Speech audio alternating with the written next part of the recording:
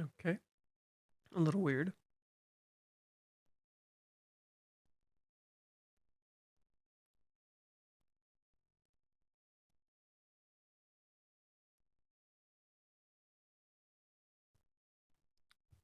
Okay. A little weird.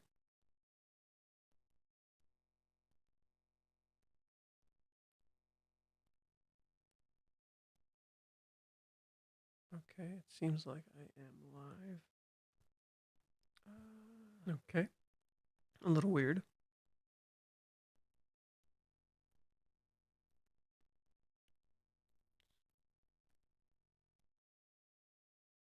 Okay. It seems like I am live.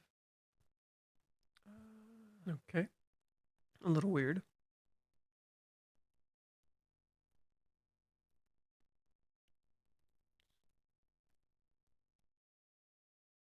Okay. It seems like I am live. Okay. A little weird.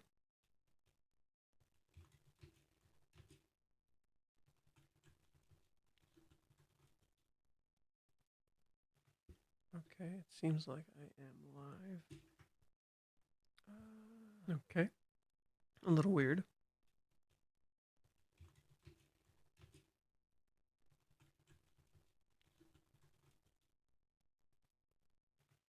Okay. It seems like I am live. Okay. A little weird. Um. Oh yeah.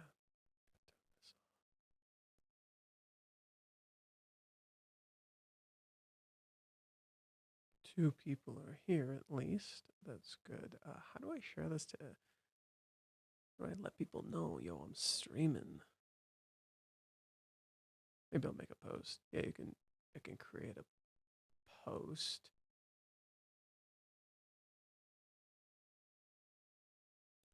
There we go.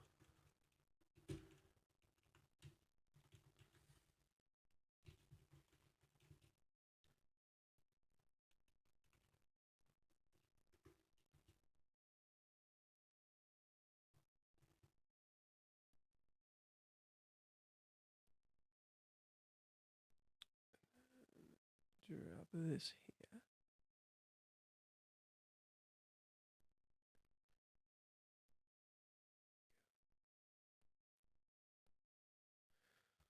Okay. Okay. Okay. Okay. Well, um, why is monetization off? That's weird. Guess let's edit this really quick. No altered content.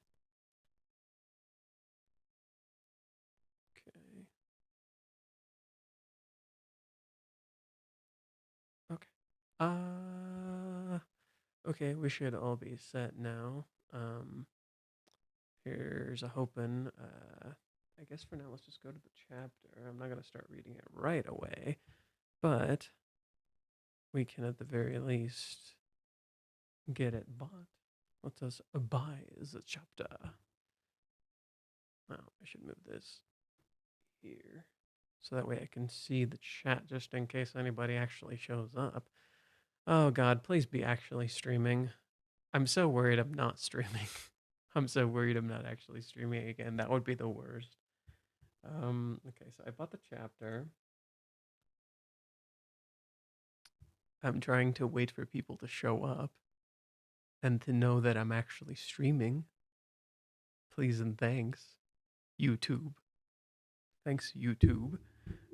Am I actually hearable too? I gotta, okay. It says my mic is on and I am hearable. So that is good. Hello. Oh, thank God. Someone. Hello, Gyro. Gyro? I hope I said it right. Hope I said it right. Hello and welcome. Welcome. What are you buying? What are you selling? Thank you, Verkez. Yes. Good to know. Good to know. Okay. Concerns have dialed down a little bit.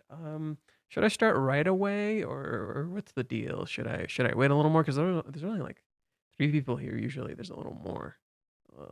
just a little. I don't get that many views, unfortunately. I'm not that big yet. Guess we'll just read the opening page. So it is almost 5 o'clock. I mean, I would be your girlfriend, right? You definitely want to make time to talk with her. Oh, did anyone else see this line right here? Do you see this line right here? I always catch these in the K manga visuals for some reason. I don't know why they're always there. Like, why is that there? It always feels like whatever. I've got to ask her if she has plans tomorrow. I have to ask. Ooh. This is the first one we've seen where it's just Chizuru in the actual date itself. At least I think. I could be wrong. But it's also weird that it's just Chizuru sitting on her own drinking. And then you have little details like Kazuya's bag is here. Chizuru's bag is here, but Chizuru's the only one sitting, and she's almost drunk or lost in a fantasy looking at where Kazuya is, but he's not actually there. And yet the chapter starts with Kazuya. Interesting. Hello, Katara Hindu. Yo, bro, love from India. Welcome. You noticed it too, Jaro? Cool, cool. Okay. I'm back. Oh, welcome back. I think I need to go too, to the restroom. Oh, okay. See you after. Okay. So they have the thing where they're mirroring each other. Chizuru's amazing ass. I'm sorry, the way he draws her ass is so funny. I mean, it always gets my attention. Yeah, I just peed? Huh? I hope it doesn't stink, the restroom. Well, oh, is it a shared restroom? Could be. Hey, man, if you clean up after yourself, it's all good. It's harder to ask the cuter it's harder to ask the cuter she gets. Her booty's too hot. I think it's super fitting that like in the later portion of the date is when the horny shit really starts kicking in, especially now that they're in a restaurant and they're drinking and it's literally starting to reach nighttime. And yet for most of the date itself, it hasn't actually been that horny. Like you've had booty shots. You've had booty shots, but we haven't it's been fairly innocent. Did you notice that when they were in Joy Polis, it was fairly innocent even when it was kind of horny.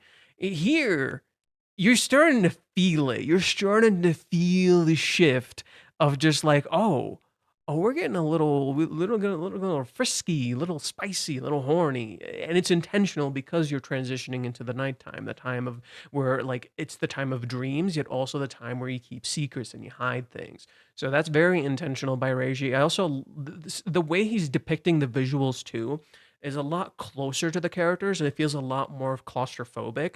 In particular, when we were at Joy Polis, what he would do with the visuals is continuously make them feel grand and large. Here, the visuals feel very close, very, very close to the characters, whereas before it would intentionally zoom out. So this is something I really want you to pay attention to, how close and claustrophobic it feels, and it's very intentional through the little pieces he's putting in here.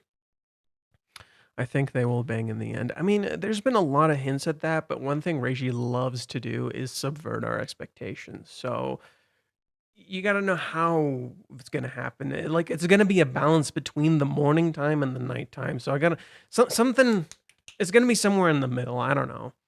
God, it's harder to ask the cuter she gets. Her booty's too hot. Still, now what? Still, what now? No matter how well I think the date is going so far, the mood completely depends on whether or not she has plans tomorrow. I have a film shoot at 6 in the morning in Tochigi. So I have to go home. I have to be in Nico at 5 o'clock. If she told me that, then that means she has no interest. I don't want to go home. But Doki doki. I don't see this ever happening. But if she said this, then that definitely means I'm getting the whole shebang. I'm getting the whole shebang until morning. I wish it was shebang. There are plenty of men. There are plenty of men and women who have sex on their first date. Damn it! Shut up! Curry's so annoying. Excuse me. One more highball, please. Oh, there it is. Okay, so that was the teaser from last chapter. One more drink or something like that. So I actually was talking to a friend and I said it would probably be Kazuya. However, it was interesting that maybe Chizuru might get one too, specifically because she finished her drink last chapter. Literally, the last page we see is her chugging her drink down. So there you go. God, I've got to drink booze just so I could just to build up courage. Pathetic, or else I don't think I can ask. Okay, so there's nods to many of the past arcs where they were drinking. There's the first booze arc where Kazuya drank to help Chizuru. There's the date question mark arc, which is going to be adapted by the anime, where Chizuru gets drunk when she's around Kazuya, despite us knowing she has high tolerance. And then the last one I can think of is when Kazuya, Mini, and Chizuru went out drinking and Chizuru needed to kind of drink to get a bit of courage too. And even during the day question mark arc, Chizuru drank to get some courage too. There were hints of that there as well. So it's cool how that's kind of being reversed now. Whereas in most cases, oh, the birthday arc is another one. The birthday arc is where the characters kind of drank too. But we never saw Kazuya drinking to get courage. We often saw Chizuru drinking to get courage, and it was never outright spelled out for us. If anything, Kazuya was drowning out his sorrows in the arc where he was with Mini and Chizuru. So this is actually a little different. It looks the same. It's not the same. Plus, Yomori-san at the balls in Mizuhara's court. If she really doesn't have time, then I need to talk with her about it as soon as possible. I'm back. Welcome back. I'll do some research. Oh yeah, for anyone who's just side note, for anyone who's read only the fan translations, this line might seem weird to you because she doesn't say that in the fan translations, but in the official localization, she does say, "I'll do some research," and that's where the word research and investigation comes from. And in the fan translation, she says, "I'll investigate my feelings" or something along those lines. I'll get her answer here in this place. Ooh, you see the sweat drops and the shadows. There's nowhere else to run. Do you have any plans tomorrow? Oh, aren't you moving tomorrow? Damn, throw the question right back at him. I see how it is, Chizuru. I see how it is. I love the little light. He's sweating like crazy. She's all cleaned up. Huh? Yeah. I didn't expect her to answer with a question. It's in the evening though, like 5 o'clock. I see. That's why I think I need to be there. I do have to go to the bank in the morning though. That's why I think I need to be there when Kazuya is moving. Interesting how she's hiding her mouth behind the cup. This is actually, like, as she's drinking, she's saying this. This is very much similar to that arc where I was just mentioning it. Mini, Kazuya, and Chizuru, when drinking, Kazuya kept hiding his face behind the mug. In particular, he kept hiding his mouth. All right, and Reiji intentionally shows this panel of Chizuru drinking, hiding her mouth. Okay. The bank in the morning? That's kind of strange. Yeah, that is strange. Why does she need to go to the bank? Does she... Wait. Reiji recently showed Chizuru... showed the birthday arc for Chizuru... Oh, what? Oh, jeez. What? I disconnected? Everything okay? It said I disconnected and reconnected. Is everything okay?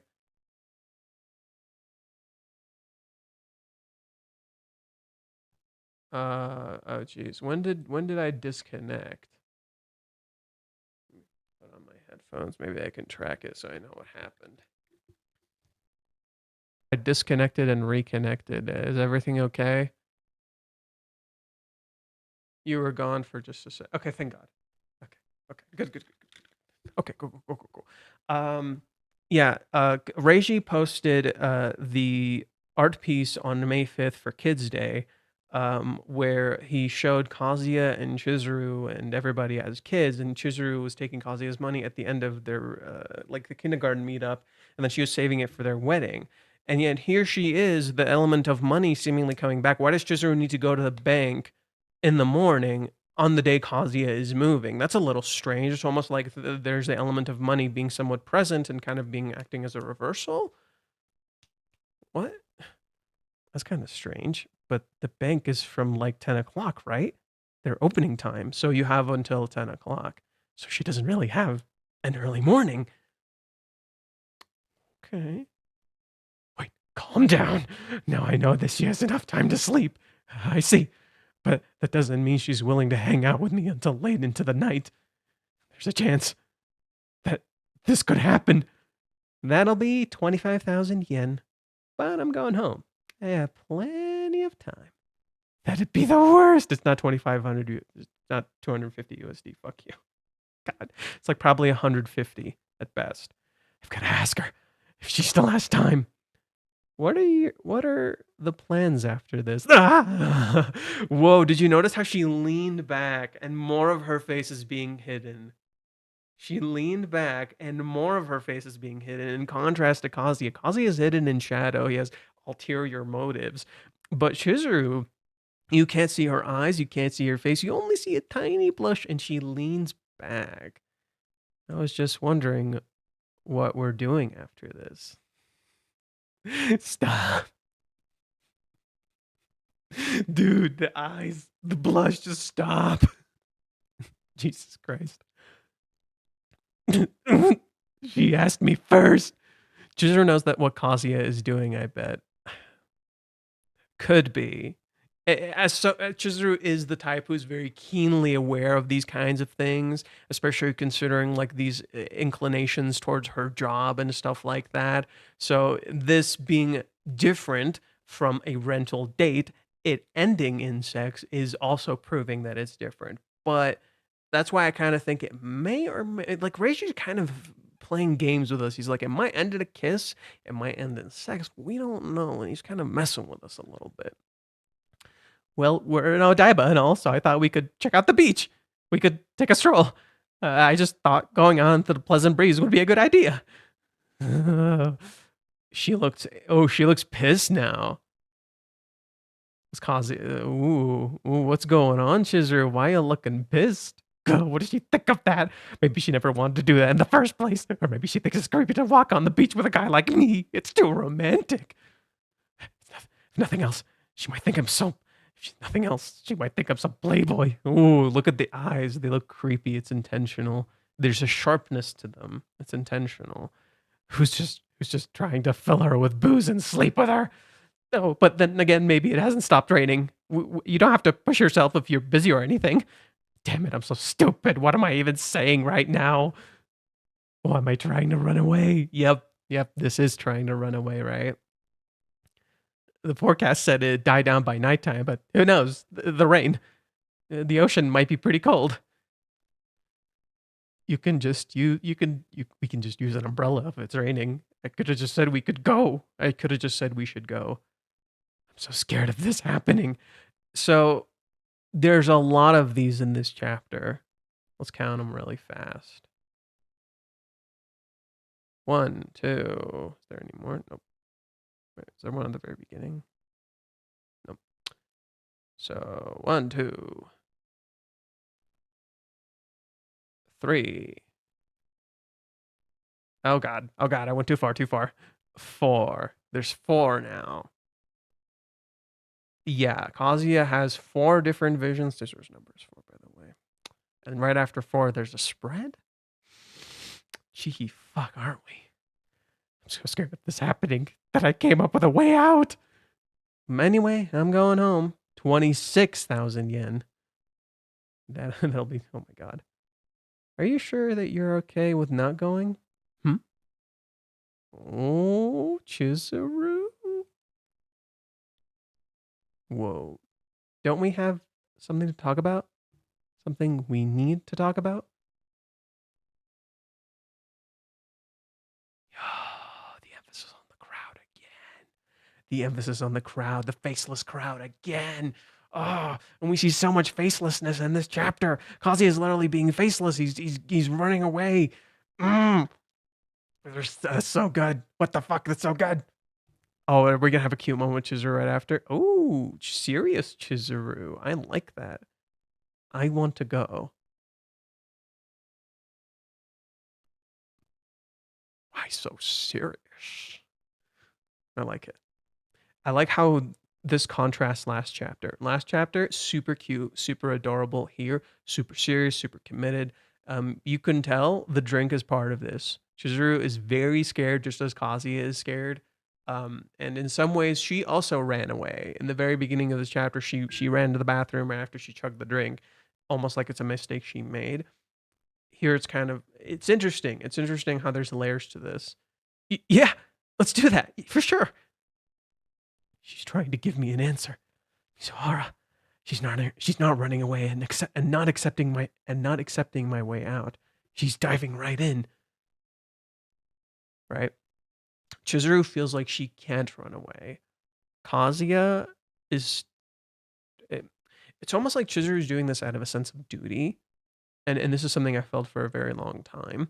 In contrast to Kazuya, who is quite worried and is afraid of the result.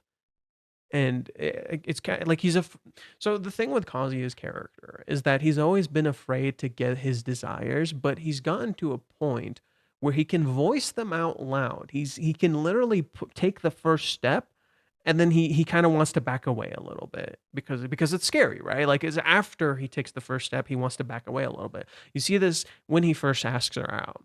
This is literally how it happens. He backs away a little bit. And this is literally a trauma reaction. That's literally what it is. It's a trauma reaction. Reiji has intentionally been showing it like that, intentionally calling back to the beginning of the series, but not quite the same.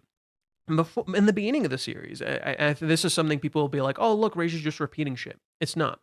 The beginning of the series, Kazuya would have explosions of emotions. This is intentional. He's in control here, right? That's the difference. When he says, I want you in the early parts of the series, it's an explosion of emotions created by Chizuru's actions.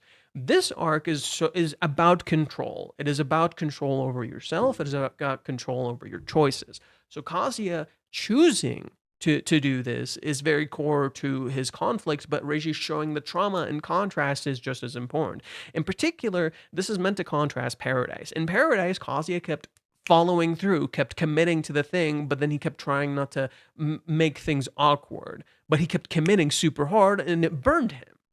This is what this is dealing with. This is dealing with Paradise, and that is reflected in Chizuru as well, because Chizuru's conflict in Paradise is what? Guilt. And so Chizuru feels like she needs to do this out of a sense of guilt and a sense of duty that she owes someone to atone. A bit of a misunderstanding happening here. And you see this in the last chapter where Chizuru remembers the moment where she says, I have to make a choice, I have to make a choice. Which is kind of a wrong way to jump into this, that you should have to rush into this, right? You're forced to make a choice. That's kind of the important bit I wanted to point out here. She's trying to give me an answer. Okay, I gotta read that. God, I want to punch myself for trying to run away. I'm so lame. Mizuhara's so strong. I don't know if she has her answer yet, but she's trying to get everything out in the open for the both of us. Just knowing that gives me strength. Oh my god, this is straight up a reference. All right, Reiji. All right, Reiji. I see how it is. I see how it is. 173. I'm 90% sure it is 173. Bada bing, bada boom. Does it start to look familiar? I referenced this earlier. Tell me the truth. Do you have feelings for me? Now the role is reversed. It's literally Chizuru. She's the one who has to. All right. All right, Reiji. Just knowing that gives me strength. At any rate, it's happening. Here, no Daiba. I'll get her answer tonight. She's asking for an answer from the other thing. Oh, come on. Oh, come on. Yo. Reiji be cooking. Reiji be cooking. I've got to prepare myself for this. Okay, let's go then. We can pay over there. And just like that, dinner is over. Wait. Or not? Huh? Mizuhara? What's wrong? You seem quiet. Do you mind if I drink one more before we... It was Chizuru. It was Chizuru, you son of a gun. You son of a gun. She also needs the drinks for strength. Oh my god, that pose is crazy though. That pose is crazy though. It's cute as shit. And that pose is crazy though. Sure. Okay. Go ahead. Mizuhara is nervous too. What'll you what'll you have? Oh, that's Kazuya. What'll you have? Maybe a lemon sour. I'll have one too. Excuse me, 2 lemon sours. The umbrellas are closed and the rain is gone. We see the moon, the symbol of femininity. Okay, Reiji, I see you. I see you. Ooh, Reiji, you son of a gun. I see you. Oh boy. Okay. Fuck. Fuck. And the rainbow bridge is intentionally highlighted back there. Yo. And the umbrellas are closed. Bruh. Oh, we are getting into the end game. We are getting into the end game. Ooh. Oh boy. Ooh boy. There's nothing else, god damn it. I have a feeling the confession will be more physical than verbal. Yeah, I can see that. I can see that. It's already maybe no, actually both. It's both. I'm gonna say it right now, considering the theme of balance in this arc, both. The conflict of balance for these characters, trying to find balance. Literally what I was explaining earlier, the night and day, how there's like a shift to a physical desire now in contrast to the honest desire that was earlier. Yeah, definitely. Oh man. What the fuck is what? Chizuru is a goddamn roller coaster. Do you mind if I drink one more before we leave? She's had this is her 3rd drink. I just realized that. And lemon sour? Wait, lemon sour. I just realized. The song from Shiyunji family is called Honey Lemon. This is lemon sour. Huh. I feel like that's intentional. I feel like that's intentional by Reiji. It's also possibly hinting to us as the viewers that like it might not be so simple. There's going to be a bit of conflict to brew here. And this reminds me a lot of the cheer up date. And considering this date is the reversal of the cheer up date, it makes too much sense. Reiji is very much cooking. He is cooking like fucking crazy. He is building up a lot. This is an arc that needs a proper video. God fucking damn it, me, do better. God damn it, me, do better. 1 sec. So I'll access them. Oh my Christ in heaven, 30. I'm looking through a private Discord server with a bunch of friends, but I'm gonna read what one of them wrote. This is from Kester. I believe he's on Reddit as well. In this real date, Kazuya is the person who decided everything, including a long walk by the beach, and have a little talk about their relationship. As a result, in the original arrangement, Kazuya is the one who is far more motivated and kind of dominated on what they should talk about when they're walking by the beach. True, if you go back to chapter 325 or 326, that's exactly what's going on. The ultimate goal of Chizuru having the investigation and living together with Kazuya is to make sure she's able to reply to Kazuya's confession in chapter 224. As a result, if the talk between them by the beach in this real date is about their future relationship, it would make far more sense if Chizuru is the one who is the most motivated and dominates the talk, at least initially. Yeah, and that's something Reiji has shown us consistently in this arc. Let me move you guys here so I can see if you talk. Let me move you right here. Yeah, this is something Reiji has shown through the date initially. When the date starts, Kazuya created the date. This is his date, and this is something I pointed out in the early chapters. Chizuru is leading. Kazuya isn't leading, Chizuru is leading in the initial part of the date. And slowly there's a bit of a shift where both of them are kind of leading.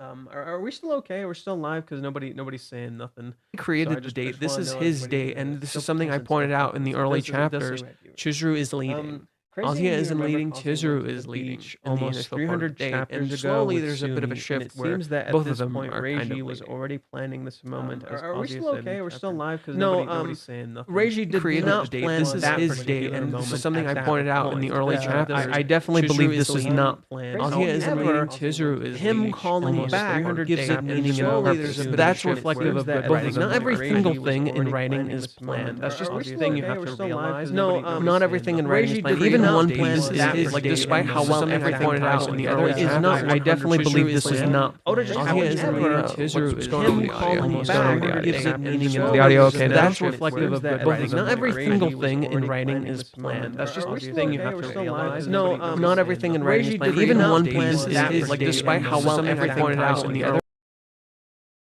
Okay, should be better now. It's because I accidentally played the stream here while I was just trying to making sure it's live. Sorry. Okay, it's good now. It's good now.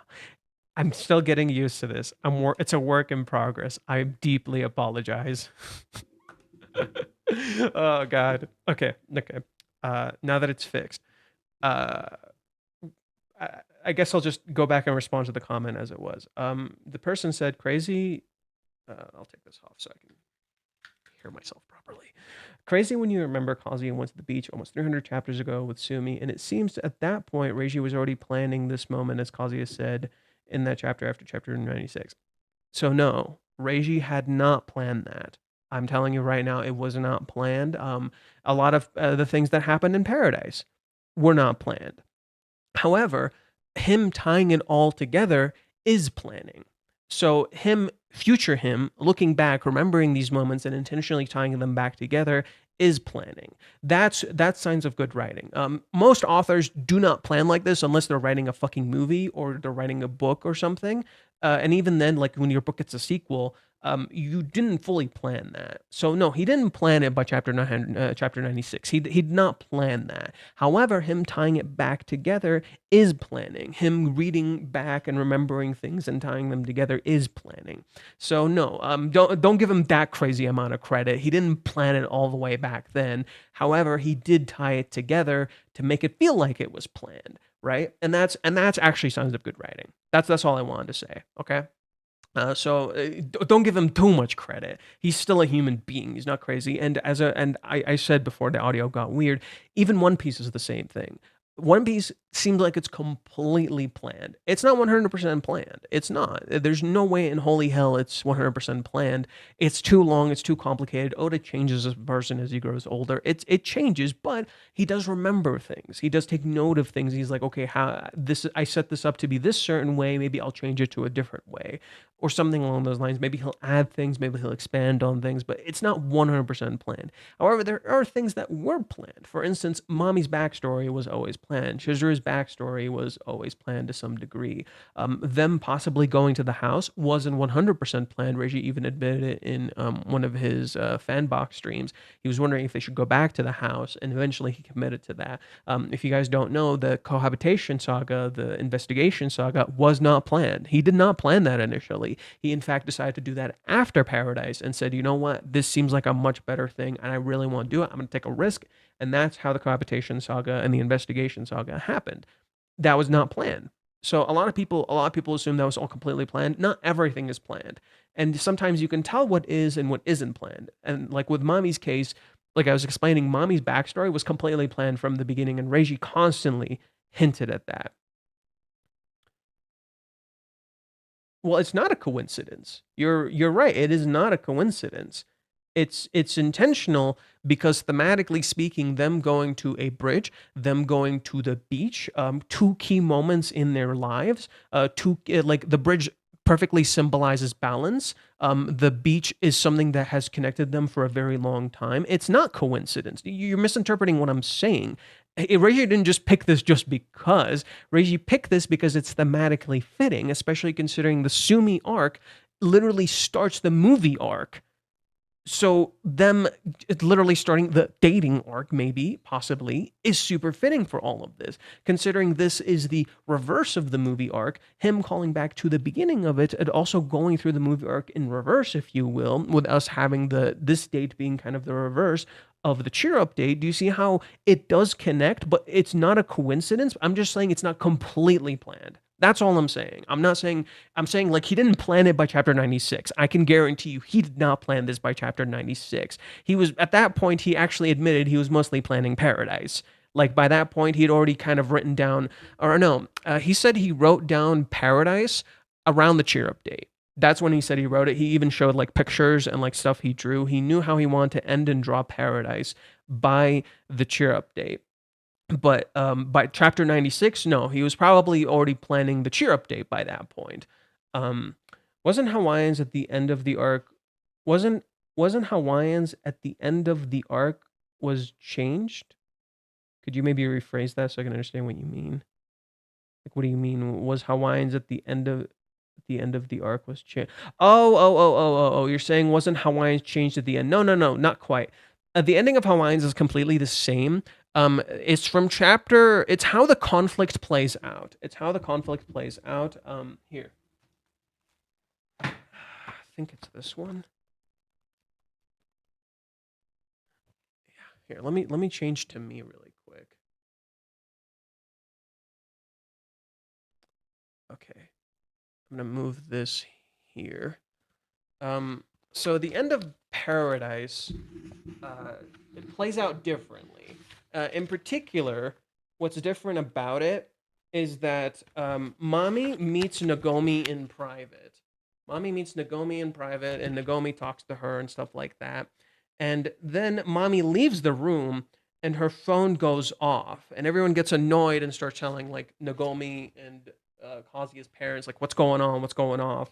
And then they see the phone and they see the same thing. It's the same spread where Mommy drops her phone and she sees that. The reason Reiji changed it is because it was almost too subtle, almost too calculated. And it kind of didn't work for the build up that he was kind of going for. So what he did is he redrew literally months of work, like straight up a whole month of work. Like he was 3 weeks behind, and he redrew these 3 chapters. And then later, what he did is he released the incomplete chapters. In like you can read them in the volumes, and he released them in this like big volume version that you could buy from Comic-Cat, which I ended up finding online because unfortunately there was no other way to get it.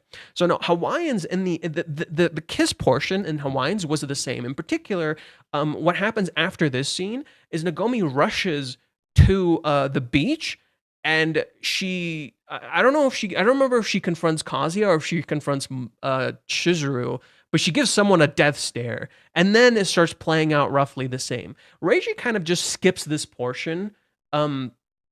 Reiji essentially skips this portion where Mommy like meets her in secret and all that, and rather makes it so Mommy blows it up in literally in front of Chizuru's face and frames it like an accident, which I think is far more effective in terms of pacing and execution. It just feels faster, more effective, and more sudden, and literally makes the whole world flipping over, like in the actual visuals themselves, far more effective.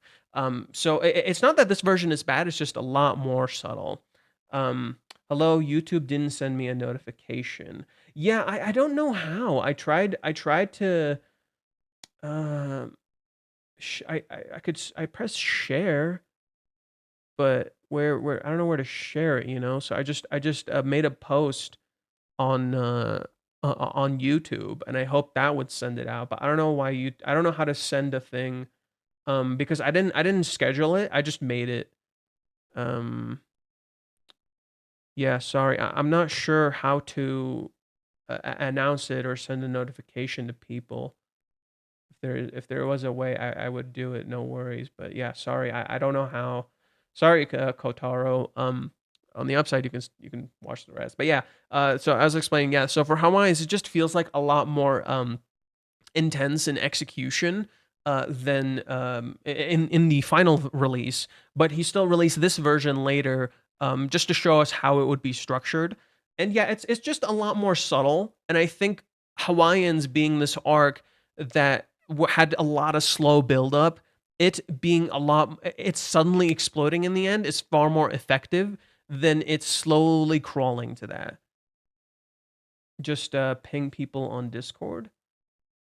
I guess I'll just do it next time. I mean, there unfortunately our Discord doesn't have that many people. Like if you haven't noticed, I don't really do much on the Discord. I'm trying to find things to do on the Discord, but I don't know what to do on the Discord. So unfortunately, not many people are there. If you don't have at least a blueprint for your story, you get the Disney Star Wars trilogy. Yeah, no, and Reiji does have a blueprint. Like I told you, by by the cheer update, he'd already planned how Hawaiians was going to end. Like that's how far ahead he fucking planned. No, Reiji plans years in advance and he writes that shit down. Whenever he gets an idea, he has like a notebook and he writes it down and he actively like tries to plan things. I'm just saying he didn't plan 300 chapters into the fucking future because he literally said he didn't plan this arc. He didn't plan the investigation arc. That's all I'm saying. Like he literally said he didn't.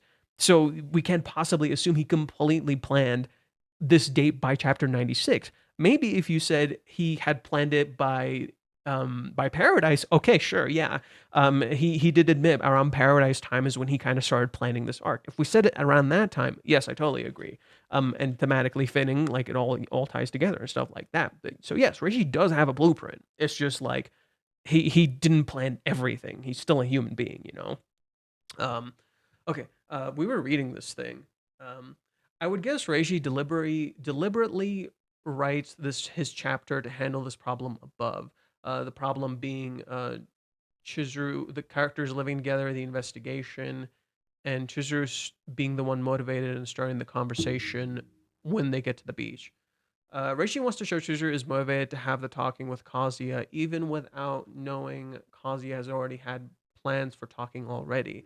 By showing Kazuya being nervous and over considerate, Reishi can also show how determined Chizuru is about having the talk. Yeah, it doubles down on that intentionally putting her in that position to want to do it, to want to talk. Furthermore, because Kazuya knows Chizuru is extremely motivated, he may even let Chizuru do the talking first, essentially letting Chizuru be the one who will dominate the talking later. But you said Chizuru would do the talking initially, whatever. So now the talk when we're walking on the beach event is completely dominated and controlled by Chizuru. We also know from the flashback in chapter 375 and what Chizuru has in her mind is decide how to reply to Kazuya's confession. It is not rocket science to figure out what Chizuru will do during the talk by the beach later. Low-key it kind of is. Chizuru is kind of like a very complicated character. No story is completely planned. Changes happens. No story is completely planned. Changes happen all the time. Yes, that's exactly what I'm saying. Okay. So yeah, this was what this person here wrote. I gotta check something really quick. So while we're here, let me pull up the Japanese version, and I gotta send it to my friendo. Come on, come on, come on. Load. Thank you and thank you. Translate this baby. Okay. So yeah, just give me a moment. I'm just sending these to my friendo. All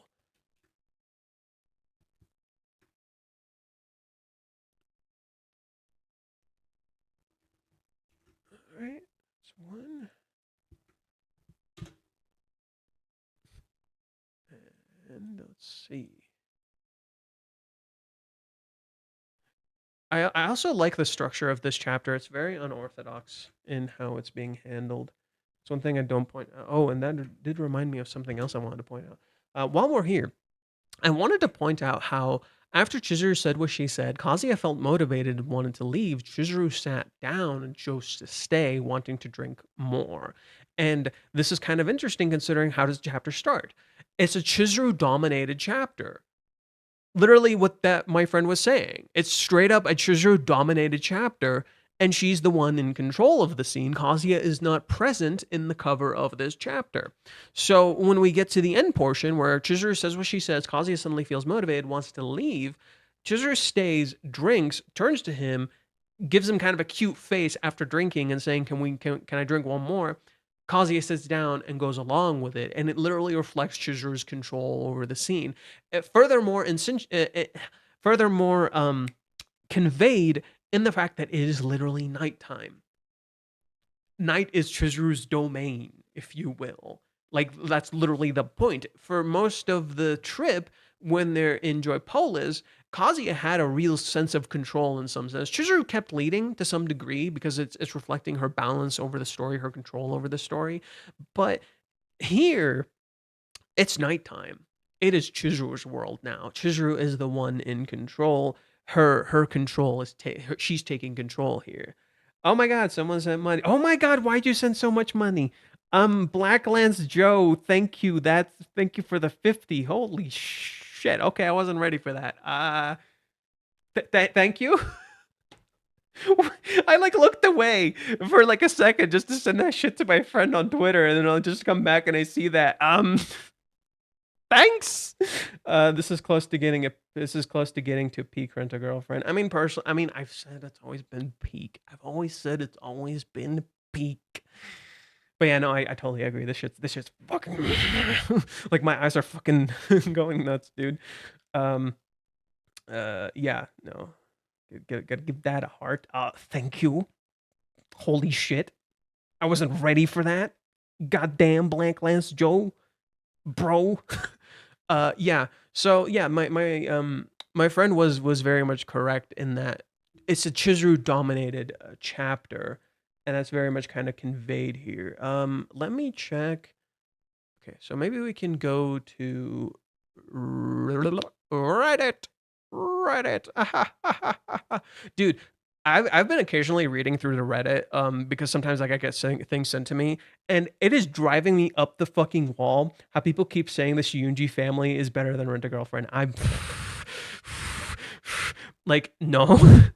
I'm sorry, you're just getting a better adaptation. You're just getting a story that is better conveyed to you because it is better animated, has better direction, better music, better literally everything, and that's why it feels so much better to you. But goddamn, like that shit fucking frustrates me. This isn't much, less than $1 worth, but I hope to support as much as I can. Oh, I see. Sorry, I saw like the 50 and I didn't know what sign this was. But regardless, I appreciate it. No worries. Thank you. Yeah, no, I just saw like the sorry, what currency is this? I'm not 100% sure what currency this is. Regardless, I appreciate it. It doesn't matter, like no matter the price. Rag Shunji family. Yeah, no, I like Shunji family, don't get me wrong, but I'm gonna be real with you fellas. I watched like I haven't caught up. I'm a little behind. I stopped in episode 2. Yeah, I literally have not watched it just so I can upload for you guys. I stopped at episode 2 and literally within 2 episodes I'm like, shit. This is better. This is a better adaptation than Rent a Girlfriend's anime. I'm sorry. Like what Rent a Girlfriend has that either puts it on par or makes it slightly better than the Shunji family is one, in terms of being better, the character designs by Kana Hariyama like absolutely floor the ever living shit out of the character designs by the other people working on Studio Kobo for the Shunji family. Like their character designs, it's kind of okay. It's good, it's serviceable, but it is nowhere near as fucking crazy as Kana Hariyama's character designs for Rent a Girlfriend. It is not the same. I will say season 1 of Rent a Girlfriend has good animation. I think the voice cast for Rent a Girlfriend is pretty good. Sometimes I don't agree with the vocal direction, but the voice cast is good. And I think that's kind of roughly it. I'm gonna be real. Like everything else, Shunji family is unfortunately much superior in terms of like how well it's adapted, how well they handle the production, the music. In some scenes, I was just like, yes, this is how you direct it. And then you have the other side of the coin, which makes me really sad, is like how the Shunji family is being treated. Where it's like on one hand you have people saying it's better than Rent a Girlfriend, on the other you have people completely judging it by the hate around Rent a Girlfriend. That's it. That's all they see. And case in point, Gigok made a video recently, and the only reason I watched is because I knew he would talk about Shinji family in the end, because it was like his anime thing. And of course, he doesn't judge it by literally anything but the fact that it has a relation to Rent a Girlfriend because it's the same author. That's it. That's all he sees. And it's just like, goddamn. All right, man. All right, man. But yeah, no, it's just really sad. Like you have Shinji Family literally being a better adaptation in every way, shape, or form. They're even adding stuff. They're even adding things in there that like smooth things together. They kind of simplify the dialogue to make it a lot more accessible for more traditional audiences. They change things in the manga to make it more appealing to traditional audiences. It's just such an effective adaptation. Like really well done. Like there's things I don't like that they change that like kind of create like certain plot holes within the writing and stuff, but overall it's just a really good adaptation. And I know the second Reiji who helps Reiji so if you guys don't know, Reiji draws the Shinji Family, but he has a second artist working with him to draw it who is also named Reiji. And that Reiji was in the booth, and he often saw how the artists like, or sorry, how the voice actors like did things, and he gave them like tips and stuff like that. So it was really cool, and they're constantly making like little comics every time a new chapter comes out to talk about like little certain things. It's so cool. It's so cool. Sorry, let me see. That's Philippine pesos, by the way. Oh, okay. Cool, cool, cool, cool, cool. Um, wait. What's the Spanish currency? The only reason I ask is because I played Resident Evil 4. I hope this doesn't sound weird. I played Resident Evil 4, and the currency in that game I'm pretty sure was pesos. That's why I'm only asking. So does the Philippines have a similar currency as Spain? And God, I hope this doesn't sound weird. I'm just curious. But yeah, Shinji Family production value of the anime is pretty high. Not gonna lie, the rag anime slander is crazy. Y'all are low key spoiled, dude. Did we watch season three? 3D model. Did we watch season three? Did we watch season three? Like I'm looking at you, fella. The issue is the quality has dropped significantly. It is not like atrocious. I'm not saying it's atrocious. Don't get me wrong. There are things that do ruin scenes. So, for instance, the music direction in Rent a Girlfriend is not good. I am sorry. I refuse to fucking defend that. I do not like the music direction in Rent a Girlfriend. It is like season 1 it was decent. Season 1 it was decent. But I season 2 had a lot of big like red flags for me. I'm just like, what are you doing? What are you fucking doing? And then season three, season three makes me so sad for a very simple reason. It was low key one of the best seasons, but it was completely hampered by the fact that they didn't have time to produce it. The animation was very inconsistent, and the music sounded more generic. That's kind of the sad part. The music sounded more generic, and I think the biggest thing I fucking like, I just outright hate this part of season three is how they handled the finale of the Cheer Up Date. I don't like it. It plays this celebratory music as Chizuru is coming to terms with the fact that her grandma and her grandpa are dead, and she's accepting her grief, and it plays celebratory music. Celebratory music. That pissed me off. I'm sorry. This is a tragic scene. It is sad as fuck. Maybe we got excited. Maybe we as the viewers got excited, but they should have conveyed the sadness that Chizuru was going through. It felt like a scene intentionally constructed in the anime. It was intentionally constructed for us as the viewers, which is wrong because it's not for us as the viewers, it's for the characters. It's meant to convey what the characters are feeling, and that's how we understand it. And I feel like they completely missed the fucking point. That, and they made Kazuya look fucking goofy. But that's kind of my big pet peeve for season three. Most of it I thought was kind of decent. I actually openly said in season three that they handled a lot well considering what they had been given. And the director really kind of got Kazuya because he was essentially in his position. Other than that, though, what I didn't like about season three was how much it cut from Kazuya's character. It cut way too much. No, no, no, no, no, no, no. This is Kazuya's big character progression arc, and they trimmed the ever living shit out of it. What do you mean, bro? You can't, like, I get it. They needed to pace it because they had to cram 64 fucking chapters into 12 episodes, but still, I didn't like how they cut things. I was not a fan of that. Let's see here. The anime slander is crazy. Okay, they're just throwing shade at Rent a Girlfriend like they're stuck at 218. Oh yeah, no, people like 218. People are so stuck on that chapter. It's kind of sad that they cannot look past that chapter whatsoever. Arata's character progression is slower than Kazuya, but we ain't gonna talk about that. Arata is a very okay. So to be fair, I'm a little behind on Shinji Family. I haven't fully caught up. Arata is the reverse of Kazuya, and his character progression isn't traditional in that it's kind of the reverse. He almost has negative character progression, and that's by design. Kazuya actually has character progression. Arata really kind of doesn't, and that in itself is by design because he's a character driven by the world around him. So he isn't Kazuya in that Kazuya actually actively changes through Chizuru's influence, whereas Arata is actually kind of fucking stuck. Um, Also, Kotono looks like a roach. No comment. Spanish, aren't they using euros like most of EU? Yeah, I don't know. I'm sorry, Blacklands. I literally don't know. I just know the only thing I'm basing this off of is Resident Evil 4, and that in itself should not be a great basis. I understand this, but this is why I wanted to ask. Yes, I watched season 3. True, I watched season 3. The music of the scene that Chizuru cries over Kazuya is misplaced. Oh, yes, yes, yes. It's so misplaced. I fucking hate it. Um, I can agree is a little too pop music, but the OST they played for the background slaps. For that scene, I don't agree. Yeah, totally agree. The end roll ballad only played for 2 episodes when it should have been played for the entire second half of the show. And yes, this one, dude, yes, yes, the end roll ballad that was, dude, that made me so sad. They didn't play that enough. It needed to be there more.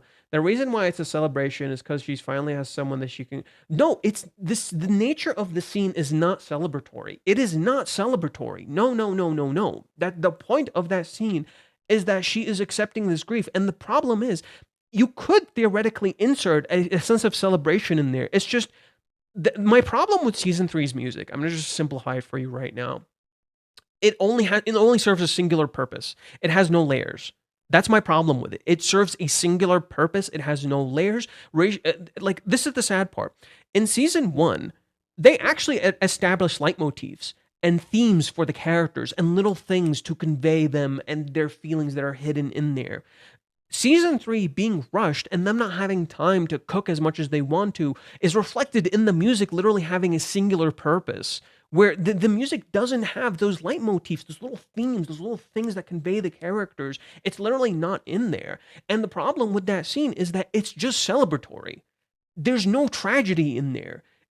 You need to look at how the manga frames it. The manga has a bit of celebratory elements in there, but the way the words are presented, the way it's shown to you, it's literally cutting through. It is loud and sad, and yet the scene itself is empty. There's no one else there but them. And then the scene literally ends with Kazuya almost crying, and he's like, this feels sad. This feels like a person finally coming to terms with the fact that they're the only one left in the world from their family lineage. Like they have nobody else left in the world. It is sad as fuck.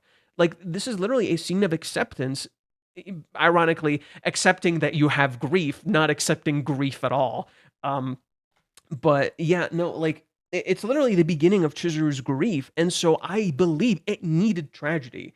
I don't agree. Like if you wanted celebration, that's fine. You can have that in there. You could have had like a dam bursting kind of effect, a bit of initial celebration, maybe that it's finally coming out. But there's no tragedy in that track. I don't feel tragedy. And that's just me, I think. Like maybe you feel differently, but when I watched it, I was just frustrated. I was just like, where's the tragedy? Where's the sadness? I don't feel any of that. Yeah, she felt so lonely she wanted to die and then she cried and felt cleansed. Yes, and it's like the music doesn't reflect cleansing. It doesn't reflect tragedy and sadness. It doesn't reflect much more other than celebration. I just feel like a celebration happening, not so much anything else. In a way, the celebration Chizuru finally has a shoulder to cry on when she thought she had none. And again, I'm saying, I'm just like, it's okay to have that celebratory feeling, but you needed the tragedy too. You needed the tragic undertone of the song, and that's just not there. It's the same. It's a shame that Rag doesn't have an adaptation to match the brilliance of the source material. Oh, I get it. The music in Rag can be described by one word. That's a bad thing. Huh?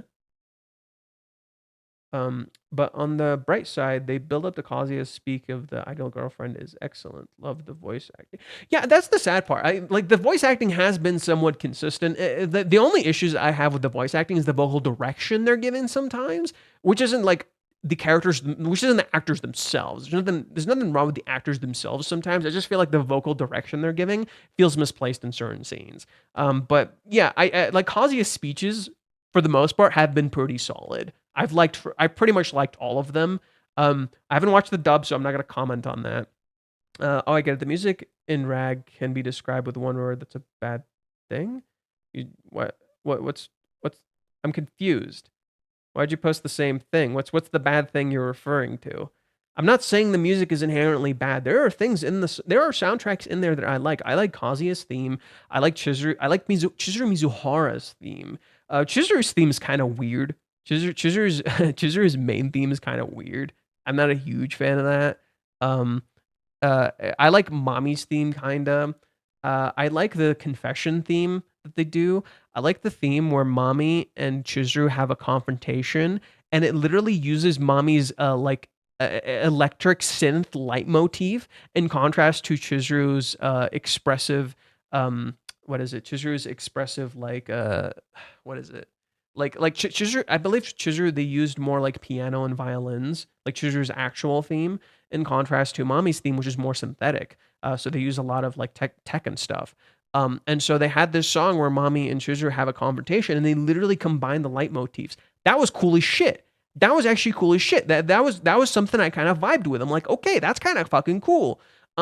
The problem with Chizuru's theme that I have, Chizuru's theme is kind of weird. The reason it's weird is because it literally has a singular meaning, which is that it plays the same note over and over and over and over and over until it explodes and it turns into fucking Jujutsu Kaisen music, and then suddenly it loops back again and continues. The point of the song is literally meant to reflect how Chizuru acts out the same thing over and over and over, and then it explodes out of her because she can't act anymore, and then it loops back. That's the only that's kind of the thematic meaning I got listening to the song. It's that it plays the same tune, and then it breaks the tune, and then it plays the same tune again and goes back to the same stuff. But I feel like that's kind of doing Chizuru's character a bit of a disservice, because like that's not her only part, so that shouldn't really be just Chizuru's theme. That should be like a part of Chizuru's theme, maybe. But then Chizuru has the Mizuhara theme in contrast to that, and I just kind of find that weird. The music given to Chizuru's, like the leitmotif given to Chizuru, is just a little strange. And then the other issue I had is that season 2 and season 3 kept spamming the confession song. And I'm just like, okay, it's a good song, but too much of good things kind of ends up bad, you know? Um, let's see. The track that plays when Chizuru is crying in the cheer update is one of the best tracks. The Mizuhara theme, Kazuya's theme, and You're the One Who Won. Yeah, gems of the score. Uh, I I like Mizuhara's theme. I like Kazuya's theme, and You're the One I Want, or and You're the One I Want. Yeah, I like that one too. That's the one I said. Those are all good songs. I'm not a huge fan. I don't. So I just dislike the cheer update song just because it kept getting played, or it got played in a scene I didn't agree with. But that's all. I can understand if it's only the violin strings playing, but it's not supposed to be grand like the one that's played. Yeah, Scissor's theme is kind of weird. Also, the wubba wubba dubstep bullshit they play during the cheer update felt off. I got stories about that. I have watched the dub. It's decent in my opinion. I'll watch it eventually. Season 4 is another studio working. No, it's the same studio. It's just brought back the original staff. No, it's the same staff from season 1. That's what made season 4 special, kind of. Is that it's the same studio, but they brought back the same staff from season 1, which is huge because they haven't been there properly since season 1. Like season 2 they were kind of there, but yeah, and they did bring in some new people as well to help with things. Oh yeah, speaking of which, season 4 is apparently going to be just Paradise. That's it. It's just Hawaiians. Both cores are just Hawaiians. The last chapter they're gonna adapt to chapter 231, which I think is perfect. I think that's perfect. That's the best pacing we've ever fucking had, like at all.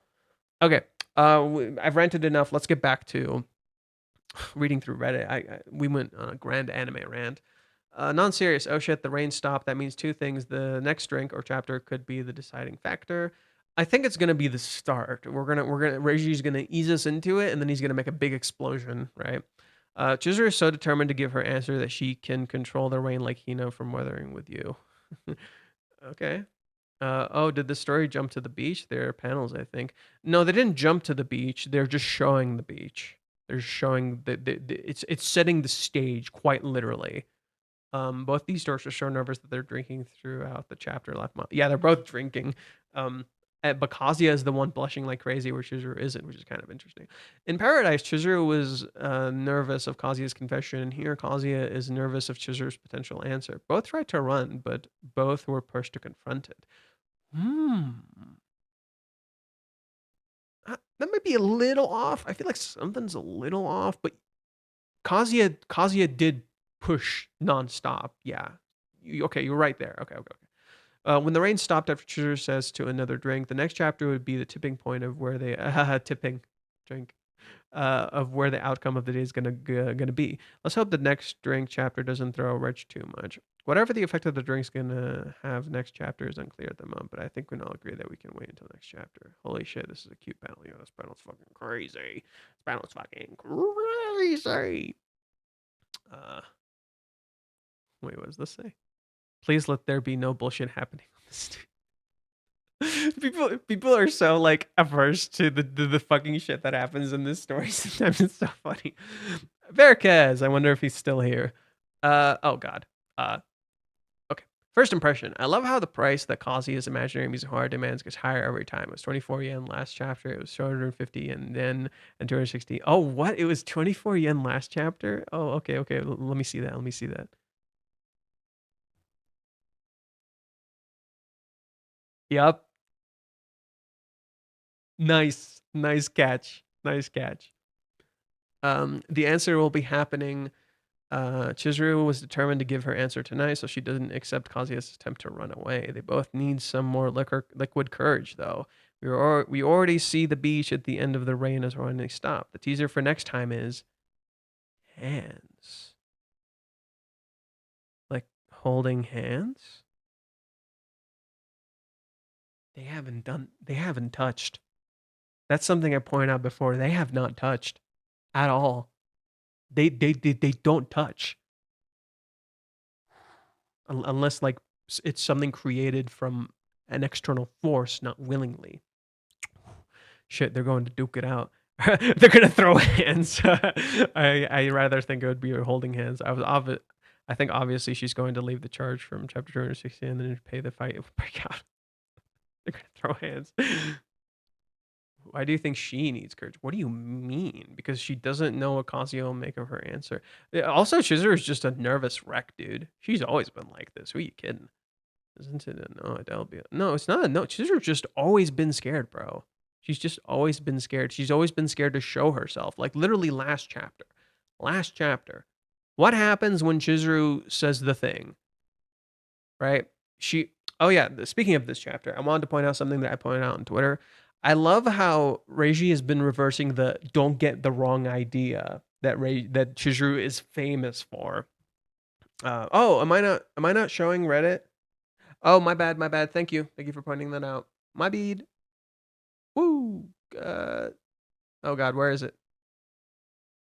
Oh, there we go. Sorry, my bead. My bad. Thanks. I should have read it. I'm sorry. Okay. Being busy isn't a good excuse. Hardship makes the man. One thing I wanted to point out about last chapter is how in last chapter, 3. What's 3?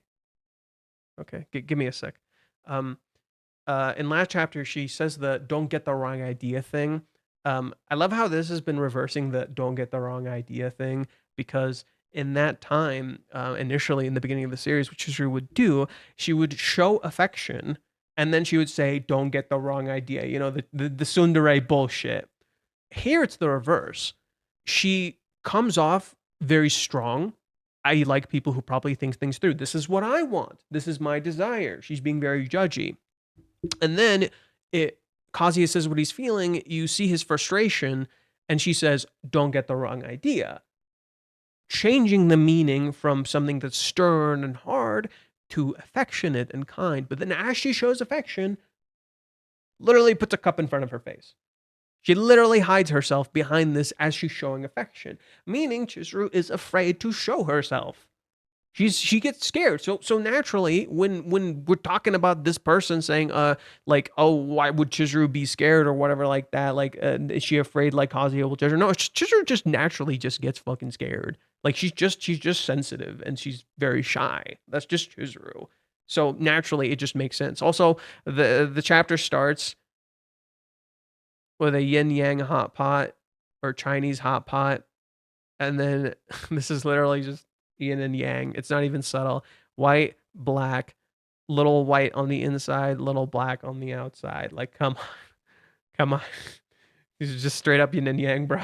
It's not even fucking subtle. And yes, that's the point. You're seeing half of Chizuru's face, half of her face is hidden and looking away to reflect her shyness. There's a reason Reiji actively, this date is structured after the Sumi date, right? We all agreed on that. We all said that. It's structured after the Sumi date, right? Chizuru is literally Sumi. Chizuru is literally a reflection of Sumi in this date. And Kazuya is also kind of Sumi too. And Chizuru, they swap roles, that's the point. But Chizuru is like Sumi, she's also shy. She's also very shy. And that's shown to us through various ways throughout the arc itself. Okay. So yeah, let's see. So they'll get drunk, sleep together, or else drink the window for the rest. Answer is missed. Either way, I feel like we're going to have the rug pulled from under us. Reiji is so planning to pull the rug in some fucking way. I don't know what kind of way, but he's gonna surprise us. The rain finally stopped, just like the doubts in Chizuru's heart. Her pushy attitude was really great to see. As some people said, it was just like Kazuya was pushing to confession in paradise. Yes, their roles have been reversed. Thank you. Kazuya is still really anxious, but is also confident. He thinks the day went really well, and I think everyone agrees with it. So good to see his plans working so well after we saw him preparing for weeks. Now, My Girlfriend in Love became the second best arc in the series, with 25 surpassing The Date and The Boyfriend, and staying just behind Paradise with 43. What's your favorite one? I will say though, I don't like the tone of like it became the second best arc or second. Oh no, they said second biggest arc. Okay. Not best, biggest. I'm sorry, Flavihino. I don't know how you say her name. I misinterpreted what you said. Next week, I guess we'll start walking into the beach, but Chizuru will be too drunk, so they'll have to walk holding hands. Seems promising. Oh!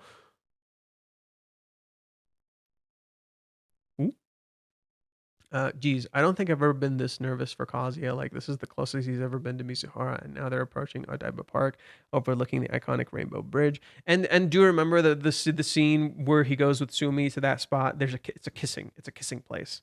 Yeah, it's a kissing place. Don't forget that, fellas. It's a kissing place. So the Reiji's like really just kind of hanging the kiss over our head. Literally, the first thing we see when we start this damn arc is a stupid kiss. Let me pull it up. We started the arc in chapter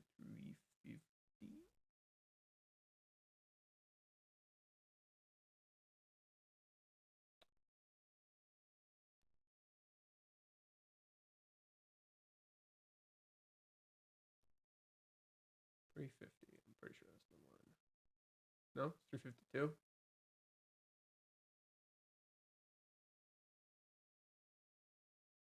I said 351. I swear to Christ. I didn't want to skip, but I doubted myself, so I skipped. It was 351. God damn it.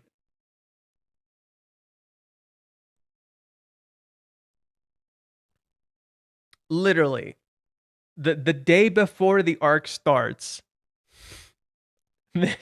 just this.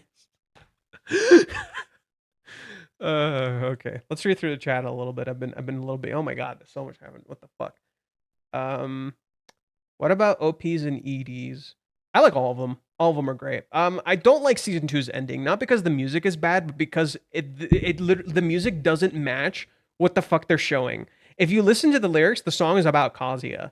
It's the season 2's ending is literally about Kazuya, but for some reason they show Chizuru, Mami, Ruka and Sumi just all being best friends, and I'm like, this has literally nothing to do with what you're showing me. What the fuck? And it just comes off as weird, right? Like it's one of the reasons, like, some fucking idiots make the criticism of like, oh, the anime often frames them as friends when they're not friends. But I'm like, okay, to be fair, Reiji does that too, but it's like that's part of the charm of the series. But it's still, yeah, it's just weird. Like Kazi, it's about Kazi, and he's literally not in the ending, and it's just fucking weird to me. Most of the other endings, though, I like them. I think almost all the other endings are great. I like season three's ending the best. I think season one's ending is good. I don't mind season one's ending. I just found it a little goofy. Um, Kotaro, it's the order. Season one's OP, season three OP, season two OP, season three ED, season one ED, season two OP. Oh, that's your favorite. That's your order. You should change the screen to show Reddit, which still only see. Oh yeah, yeah. I corrected myself. The track when Chizuru is playing with the fireworks and Kazuya catches her crying is really good. Oh, okay. I remember that one. We can all agree that season two OP is cutesy abomination. Can you show the right? Yeah, yeah. Sorry. Season three PPs, season three OP, season two OP, and season three ED are my favorites. See, oh yeah, I don't like season two's OP very much because it has so many like actual errors in there.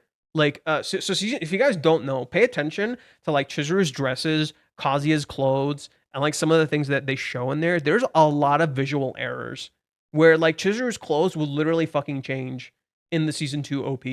And then you'll also have like there's also like mistakes like when the girls do the dance. I think Mommy and Sumi literally are missing a frame as they're moving.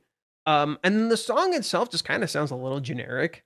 Personally, like I don't think it's a bad song. It grew on me, but I think it sounds a little generic. That's why I'm glad they brought back the Peggies wrote the song and performed the song in season one. The one of the people from the Peggies after they retired wrote the song for season three, and it was performed by Helica, who performed Ruka's ending in season one, I believe. Which, by the way, goddamn, it frustrates me so much that Ruka got her own fucking ending in season one, and then nobody else got anything like that ever. And I'm like, fuck. Like Chizuru deserved that shit, bro. When we got Chizuru's backstory, she deserved her own fucking ending. um, Season two OP is ass. I don't think it's ass. I just think it's okay. It's like mid. Odaiba Beach. Beach equals Umi. No, beach is not Umi. Umi means ocean. Umi means ocean. It's not beach. You know. What are the chances that Umi or Chizuru's theater friends show up? Not likely. The beaches are turning points for the characters, and usually they have some confrontation. However, the point of this state is to have a confrontation just between the characters. It literally the Reishi has been actively showing you what the other characters are doing because they're not present here, right? He's literally showing that because they're not present here. Almost every panel is the other characters, or every cover of a chapter is every other character. They're literally not here. So that's that. The interesting ones we have not seen are Mami and Umi and Ruka. We haven't seen Ruka, we haven't seen Mami, and we haven't seen Umi. I believe. I could be wrong. Season 2 OP lacks the class, elegant, and quality and the other superior OPs are known for. Yeah. I like I think I like season 3's OP a lot, and I like season 1's OP a lot. I think season 1's OP, like music, is the best. I'm not crazy about the visuals for season 1. I like the visuals for season 3 more, just because of the thematics and stuff like that. But but season 1's music is the best, I think, OP wise. Yeah, season 2 OP is the weakest. No, I'm dying for the next chapter. Oh my fucking god. Yeah, me too, Thomas. Me too. Ooh, I'm also very concerned because I'm trying to fucking catch up to do shit. Do you like Ruka, Johan? I like Ruka. I'm not a Ruka hater. I think once I understood Ruka's character, she really grew on me. Once I understood the point of Ruka's character, what Reiji's trying to convey with her character, she really grew on me as a character. I do think she does shitty things, but she grew on me. I do like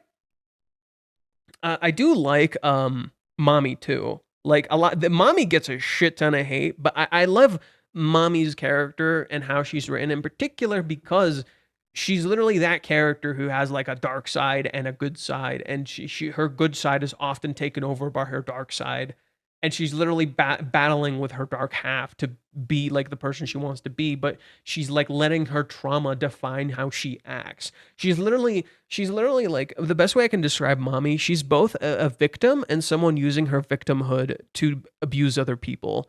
And that's what makes her so fascinating as a character. I really like Mommy's character too. Yeah. I think ironically, for the longest time, initially I liked Sumi a lot, but later I started to think Sumi's one of the weaker characters because she doesn't have like a deep backstory. She doesn't like have.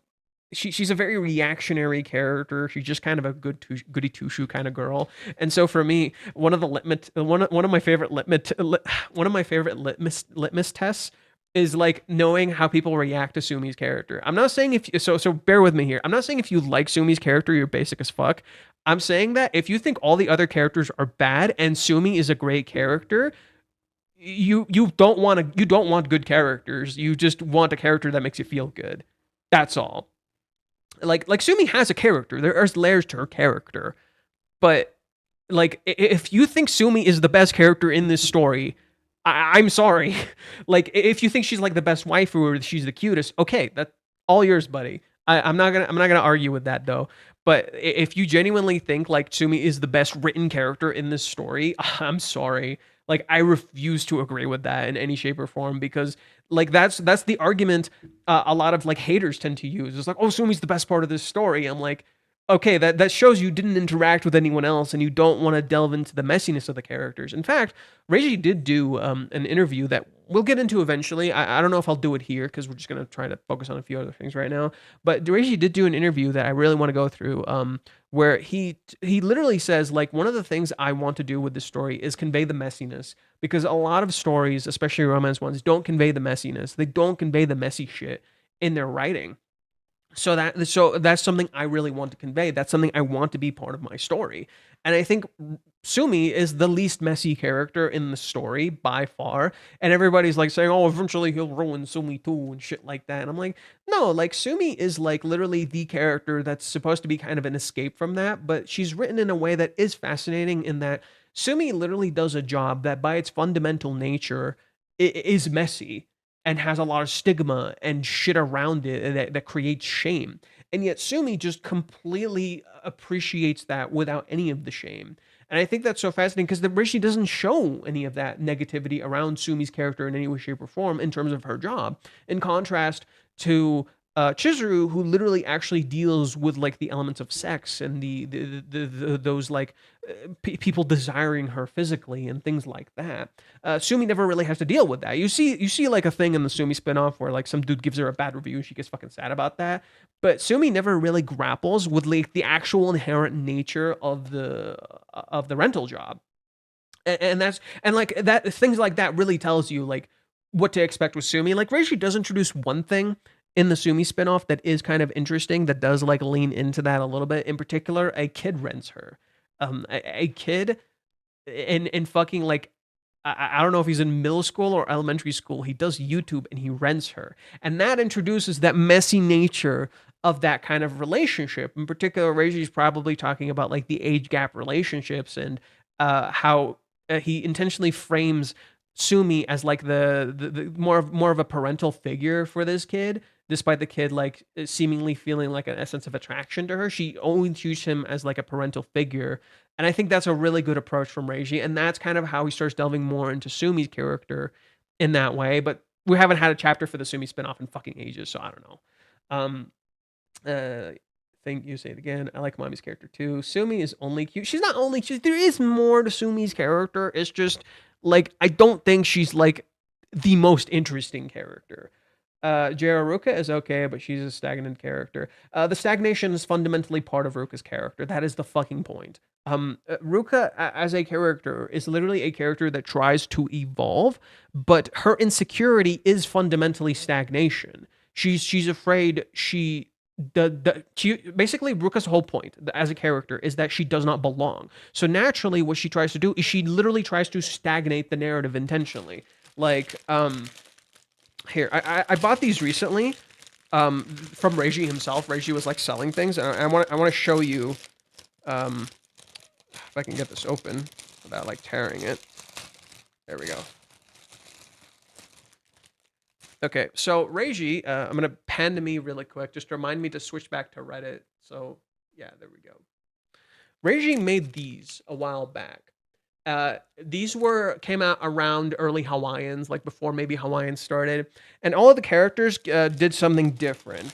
So like Sumi is just excited, and she pressed both the heart and the retweet. Um, Mommy did neither. Mommy chose neither. She doesn't care, right? Or she denies her feelings. Chizuru is pressing on the heart, but her fingers somewhat leaning towards the retweet post. Ruka intentionally just hitting the retweet almost immediately reflects her character. She intentionally, up until Paradise, wants to continue the cycle because that is how she stays relevant as a character. Ruka as a character is a criticism of the second girl in the story. You know the bunch. You know the thing in stories like the what is it Yui from Origairu. Who else can I think of off the top of my head? I guess Rem is another good one off the top of my head. All these characters that are the second character, the character that are present in the character in the male character's story, and they are always going to be the second female character. They're never going to win. This is reflected in Ruka's design, her attitude, how she presents herself. Ruka is intentionally stagnating the narrative so she stays relevant. But Paradise is that shift. Paradise is that shift in terms of her relevancy because she accepts that she will still be loved and relevant in the story even if she's not with Kazuya. And that's reflected in how she occasionally pops into the narrative, despite the fact that her relationship with Kazuya has seemingly disappeared for the most part. There's more to it that I can delve into, but I really wanted to point out that the stagnation is part of Ruka's character just as much as it is in many ways part of Chizuru's character, who intentionally stagnates the story at certain points. And I want to point out that stagnating the story, it isn't necessarily a bad thing depending on how you execute it. I think this story executes it well. It's not like just stagnating for the sake of it stagnating, right? Let's see. Chizuru, Mini, Mami, Ruka, Sumi is my rank. So mine is Chizuru and Kazuya tied together for first place. Mini, Mami, and I think maybe Sumi then Ruka. I don't remember what my initial list is. I think maybe Sumi then Ruka, because like I do like Ruka, but sometimes I'm fucking crazy about her. Sumi needs more screen time though. Faith, thank you, Sumi. It's just nice, and that's it, and that's okay. She's a side character. Like I do think there is layers to Sumi's character. Every character has layers. It's just like I don't think like you can't say like Sumi is the best character in the story. You could think that if you want to feel that way, that's perfectly fine. But she's literally doesn't get time to breathe, you know. I like the complexity of the characters. Kazuya is extremely complex, but most people go simp bad, never read further into it. Yeah, exactly. Of course, that's literally how they fucking do this shit. Let me switch back to Reddit just so I don't forget. Side character, even though I would like it, don't need Chizuru's level development. But like in that same vein, Ruka is kind of a side character, and she does get a decent amount of development. Like I do think Sumi needs a little more, but Reiji has been doing that through the Sumi spinoff, where he's been using that to give her character development. And I think that the Sumi spinoff has been doing a really good job of that. It's too bad there hasn't been anything recently. One thing I would do if I was Reiji was give characters like Ruka, Mami, and Sumi their own dedicated arcs throughout the MC, not because Kazuya sucks, but because I want them to be more fleshed out. That's the thing, though. Even though Reiji can't fully do that. Well, okay, for instance, Mami is pretty much getting an arc. She's pretty much going to get her resolution in this arc. Paradise is Mami's arc, period. It is Mami's arc. It is literally the arc fleshing out her character.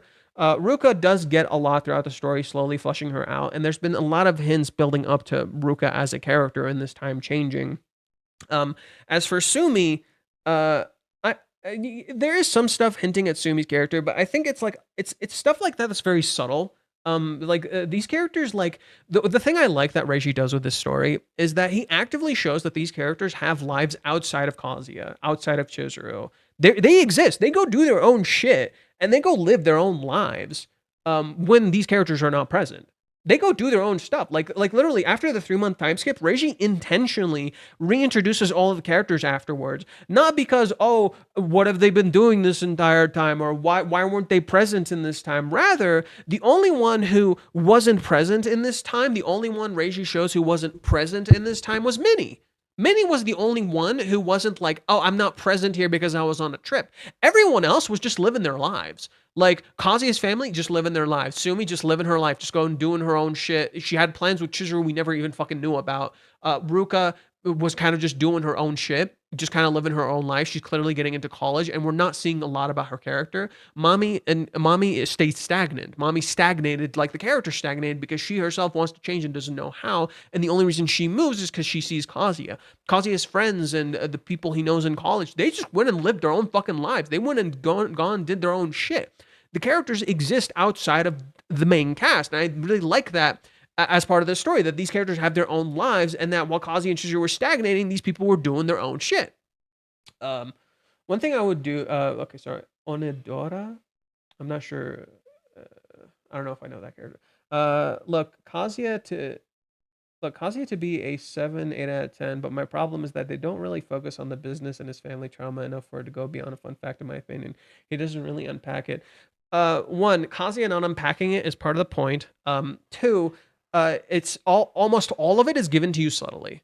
Almost all of it is given to you very, very subtly. It requires you to kind of pay attention to recognize what the fuck is going on with Kazuya's character. And that's part of the point because Kazuya is not the main character. He doesn't treat himself as the main character. And a lot of people don't unpack their trauma.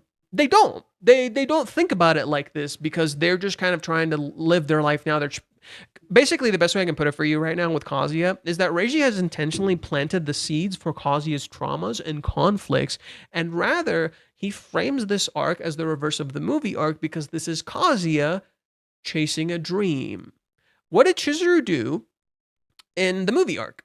Most of it is literally her just chasing a dream, right? And then the moment she reaches the dream in some way, shape, or form, then she starts reflecting.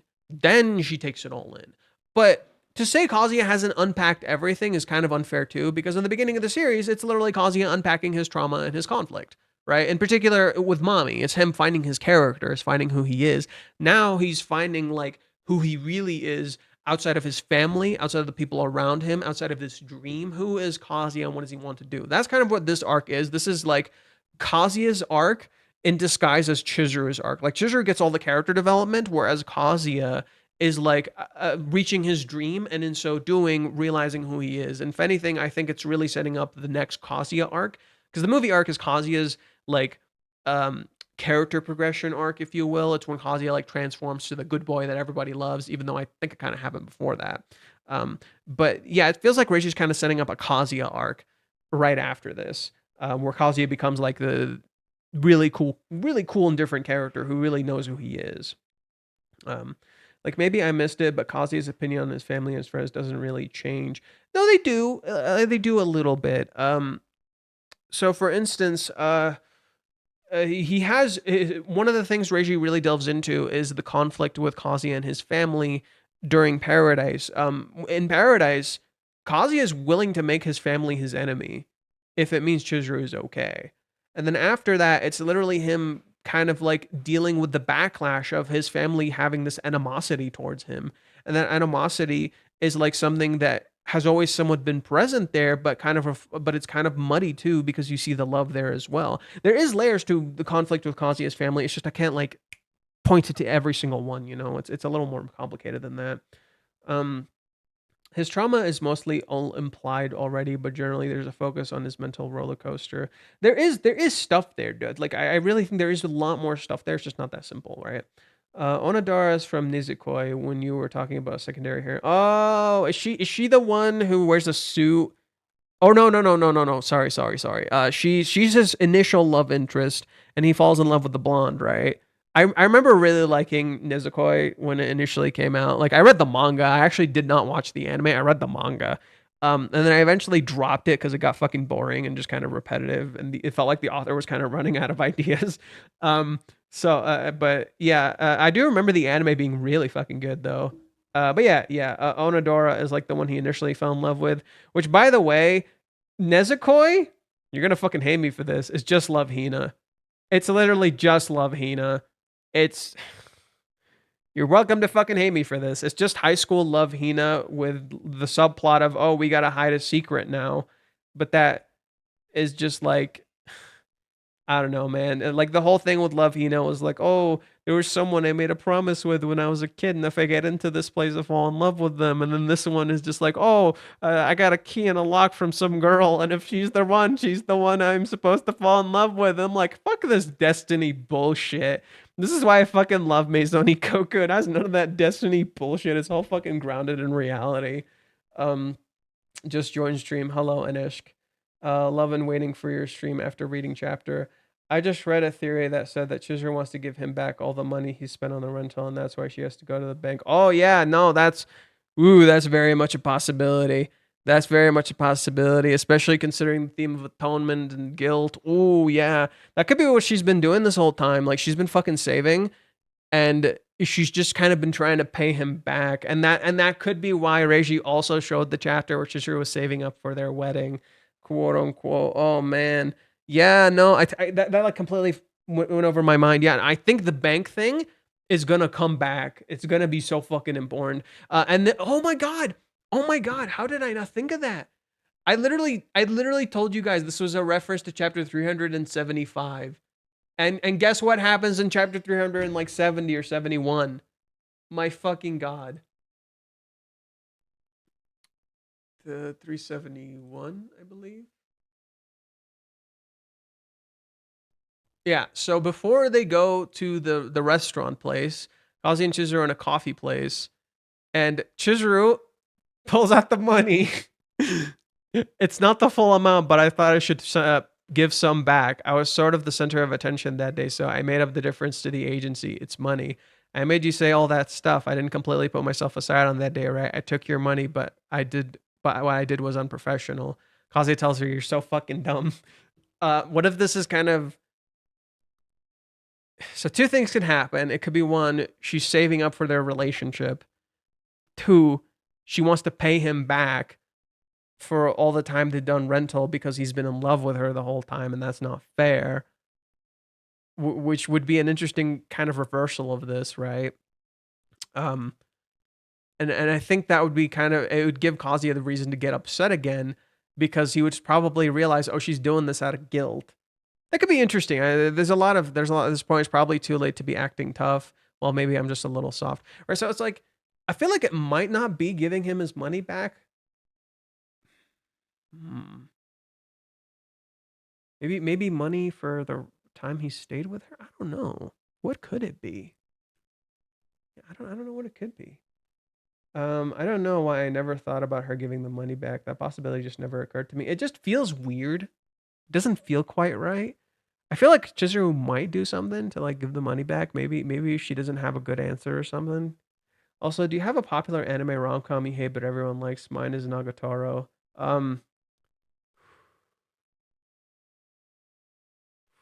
Kaguya-sama.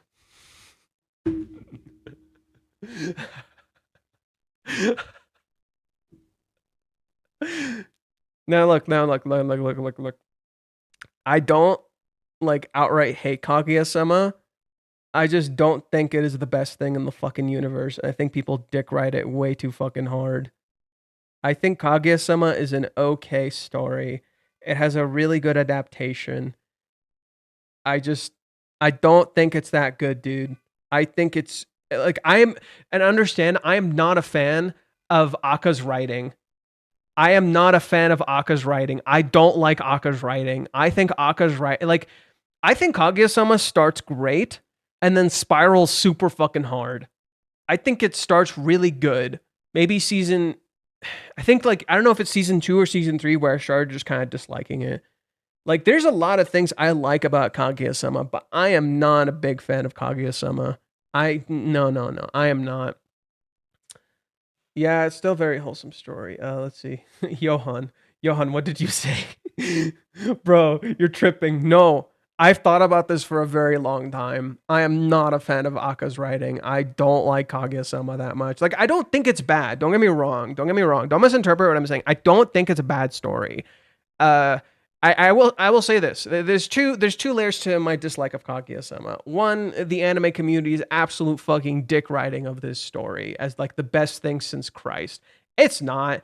I've read so many like okay, I can list two stories that I already think are better than Kaguya-sama, even if they're not constructed in the traditionally good way. One is How Do We Relationship. I've recommended this manga in my videos. How Do We Relationship is one of the best romance mangas I've ever fucking read. Go read that shit. It is peak. It is absolute peak. It puts Kaguya-sama to absolute shame. Like it's drama, it's comedy, it's writing, it's presentation. Everything is just better. Maison Ikkoku, I've mentioned it before. Maison Ikkoku is literally the thing all of these stories are based off of. Like half of the modern romances that you know, Maison Ikkoku fucking pulls them out of the fucking water. And Maison Ikkoku has the comedy too. The comedy's a tad dated, maybe just a tad dated, but it's still a fantastic fucking story. Puts these things to shame. The only thing I will give Kaguya-sama that I really like is Aka's execution is really good. His comedy is genuinely some of the funniest shit you will ever read. But I think I don't like about Kaguya-sama is the drama. I think Aka doesn't really do well in writing drama. Most of his drama is written just kind of okay, and I think some of it is good. Season 3 had like some good aspects to the drama that like the whole thing was founded on a misunderstanding, and like their conflict was just like kind of silly and goofy, and I like the concept of it, but I just think Kaguya-sama's too comedic. It's too busy trying to make fun of modern rom-coms that it eventually becomes one and just kind of loses track of what it's trying to do. And from what I've heard about the later parts of the story that I've kind of had peaks into, I'm just like, yeah, like it's kind of what I expected. And as someone who also watched and somewhat read what is it? What's his other story that he wrote that everybody fucking hates now, but initially really liked? Oshinoko. As someone who also read Oshinoko, like Oshinoko pisses me off sometimes because it has some good writing here and there. Like, the main character literally being designed to be an idol, but then who's underneath it. And it's like, you guys are literally like obsessed with this character because he looks pretty. Aka's literally criticizing us as the viewers. But then on the other hand, you have like dumb shit like when they do the character what's her name getting having I don't want to say the word. It's when she almost jumps off the bridge. I don't want to say her. I don't want to say the word because I don't know how YouTube will react. But yeah, I have this one character having that stuff going on, and then they not only conveniently just find her and stop the situation, they also magically get the director of their fucking show to give them the one thing they need to resolve this fucking conflict. And upon the conflict being resolved, rather than addressing the actual thing that the author has been building up to this entire time, and he's like actually help the kid mentally or something, he's like, oh look at how she's actually fucked in the head and all this shit's messed up. I'm like, what the fuck am I reading, bro? Like Aka is not, in my opinion, not great at writing drama. I think he can have some good character writing. I think he can have some amazing comedy, and I think his execution of what he wants to do can be good. But his buildup and how the drama actually functions is not good, in my opinion. That's just my stance. Like I've just never been a massive like yeah. Kaguya-sama is some of the funniest shit, right? But I'm not a huge fan of Kaguya-sama. It's just not for me. Like if you like it, that's perfectly fine. And again, I've explained like a part of it is that having interacted with Aka's writing, I don't think it's the greatest thing since bread. And at the same time, the other reason, and I will admit this isn't fair to the story itself, is how much the anime community loves to dick ride the ever living shit out of this manga or this show, whatever you want to call it. They love the show like a shit ton. I don't think it's like that great. I think it's a good show and it has some amazing stuff. Like I remember watching season 3 and they had a Resident Evil reference. I'm like, fuck yeah, this is my shit. I fucking love this shit. And then 2 seconds later, I'm like, oh, the confession's kind of mid. Like everybody loves the confession. I'm just like, right. I was just like, it's kind of okay. Um, for me, it's bottom tier character Tomazaki Kun. Is that the one where he plays Smash Brothers? I liked that one a lot initially, and then it fell off super hard for me after. I liked it initially, and then like I watched it with my friend. We fucking vibed on that shit. I used to love Smash Brothers. I still have it. I still have Smash. I just don't play it that much. Um, Aka's comedy aspect is gold. Aka's drama is meh, like Oshinoko's. Like I haven't finished Oshinoko. I'm not gonna pretend like I know exactly what. I just read the ending and I'm like, what the fuck? What the fuck is this ending? What the fuck? Yeah, like I'm just not a fan of Aka's drama. I'm sorry. Where were we? Let me make sure I have the right screen. Good. Love this chapter. It was really fun. It's nice to see Chizuru and Kazuya both manning up and pushing each other in their idiotic, semi-drunk manner. Alcohol will help them, honestly.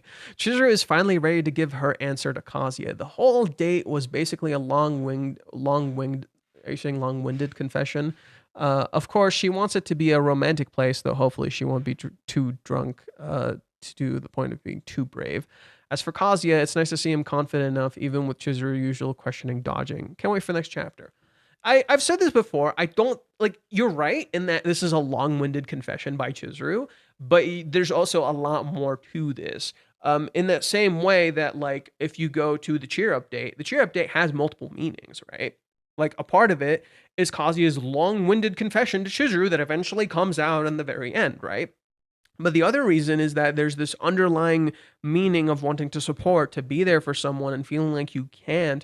And then that there's this conflict of Chizuru's grief that she's going through that she cannot accept. And so Kazuya literally puts this love that he's been building this entire time aside so Chizuru can accept that she's going through grief. He literally becomes a wall for her. And this, for those wondering, this is the reason Kazuya doesn't hug her. He doesn't know why he doesn't hug her in that scene, right? But think about it. If Kazuya hugs her, he takes away from this pain a little bit. He makes it a little bit about him, right? He makes it more about what he wants now.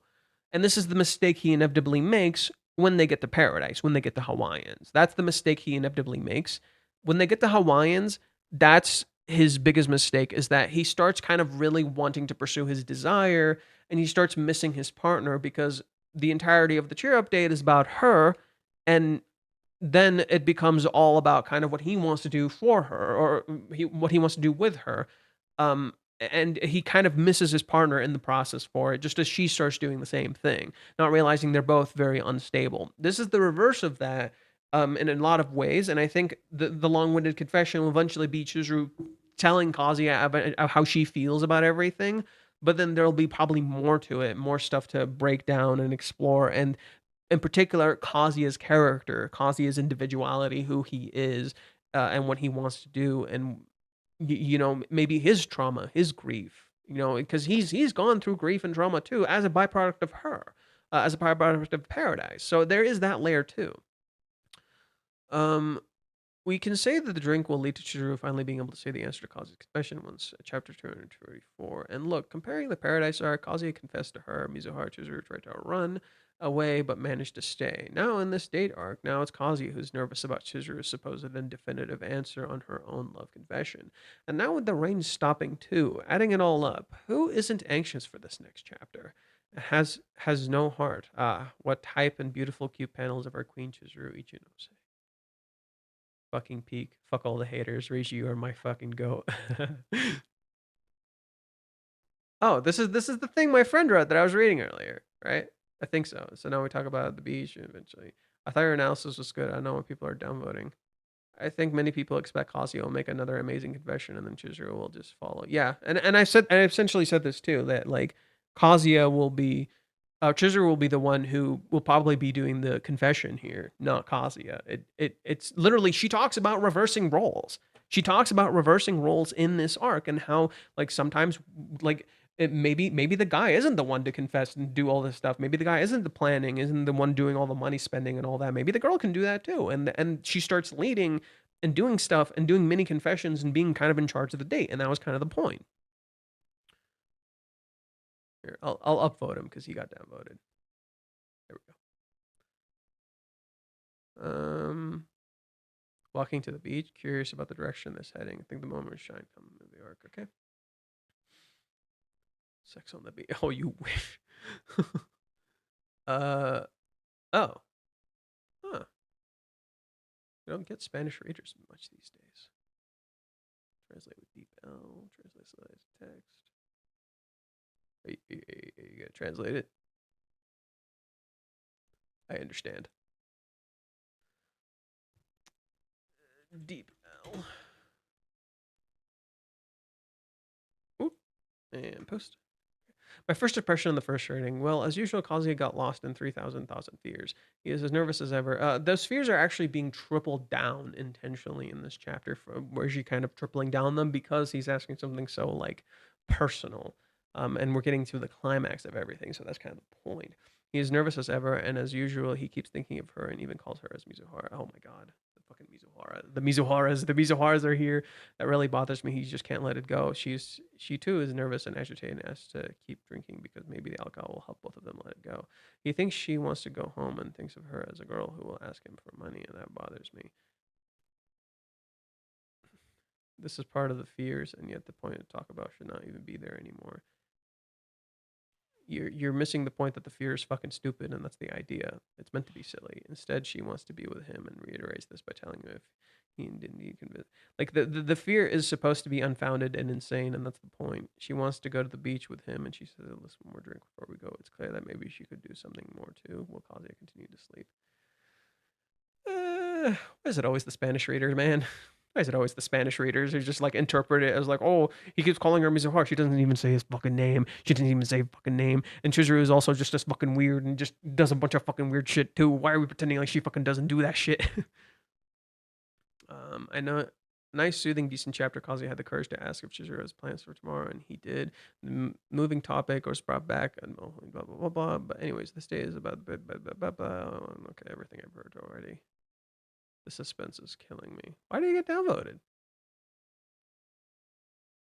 Where's mommy? Oh my god, why are these people getting downvoted? So bro really did take a dump. What's wrong with that? Can't he was sitting in the toilet. Okay. Oh yeah, I saved this earlier. My friend. Oh god. Oh. Oh. Oh. I guess they didn't see it. Well, shit. I'll have to do these translations after. That's disappointing.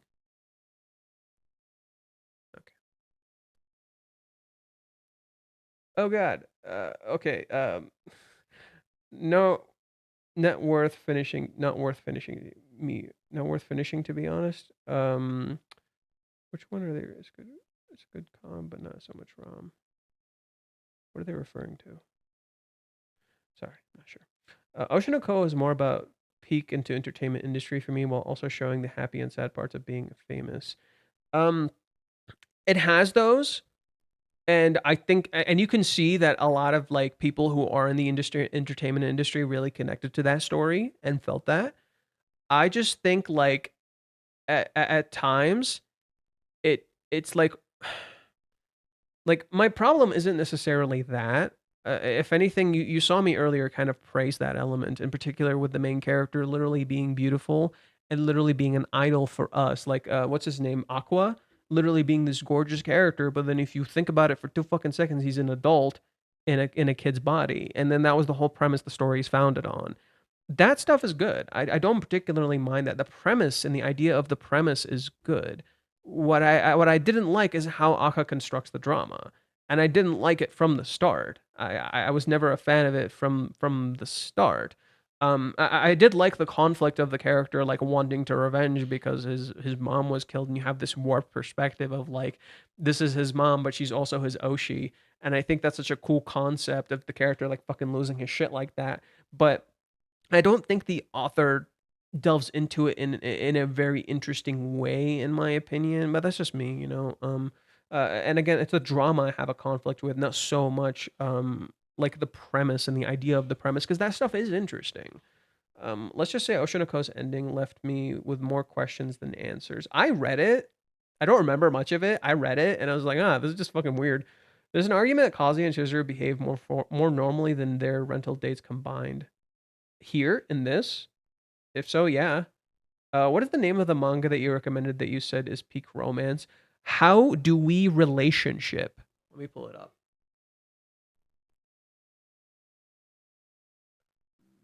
Should have it in my download somewhere.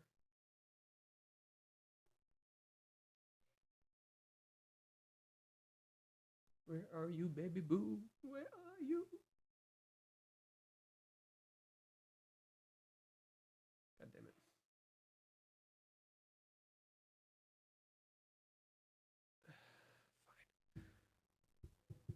Just go here. How do we relationship?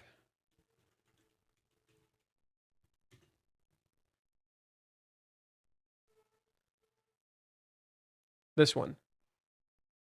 It's a Yuri manga. It's fucking amazing. It has 14 volumes.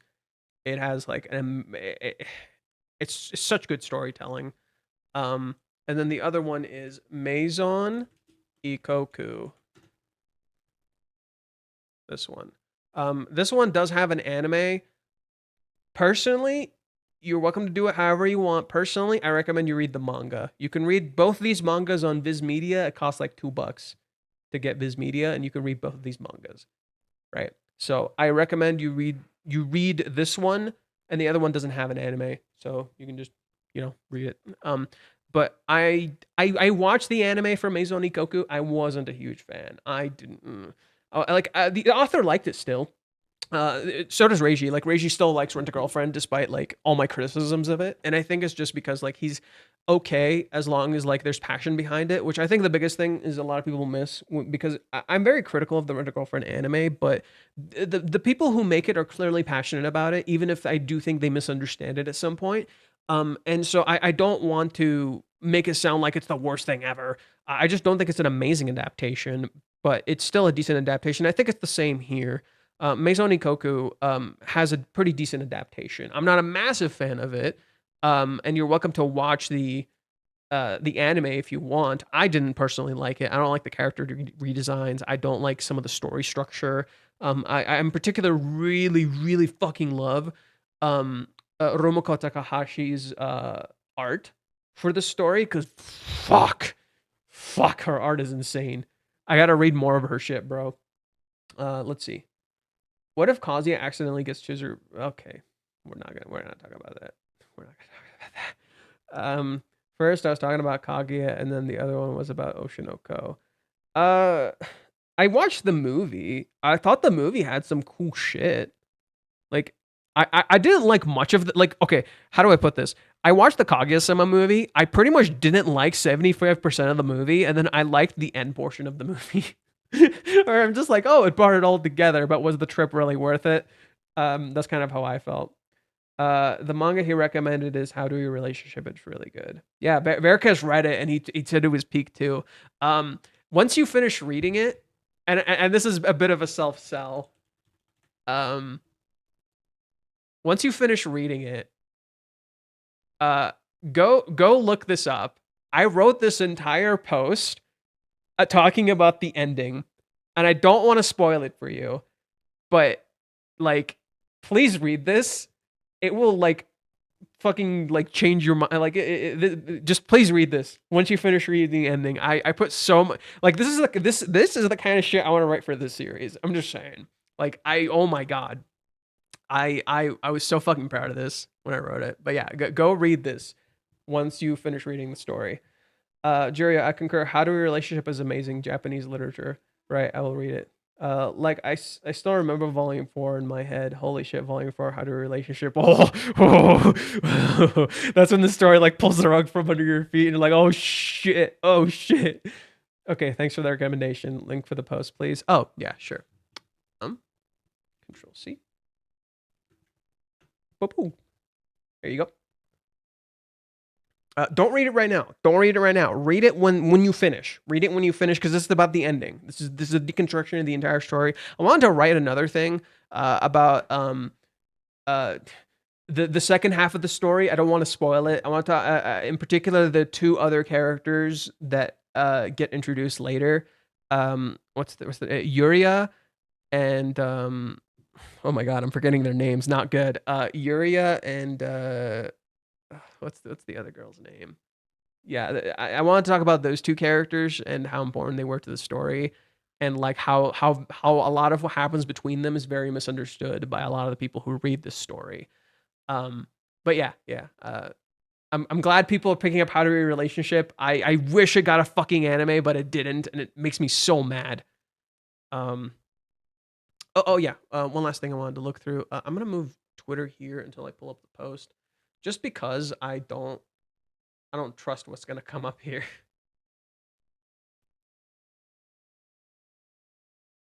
Um,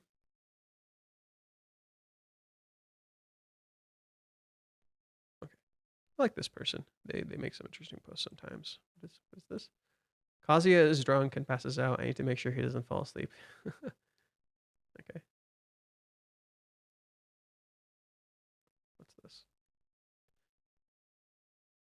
Oh my god, this got dark really fast. We're just gonna focus on girlfriend stuff. I'll talk to him later.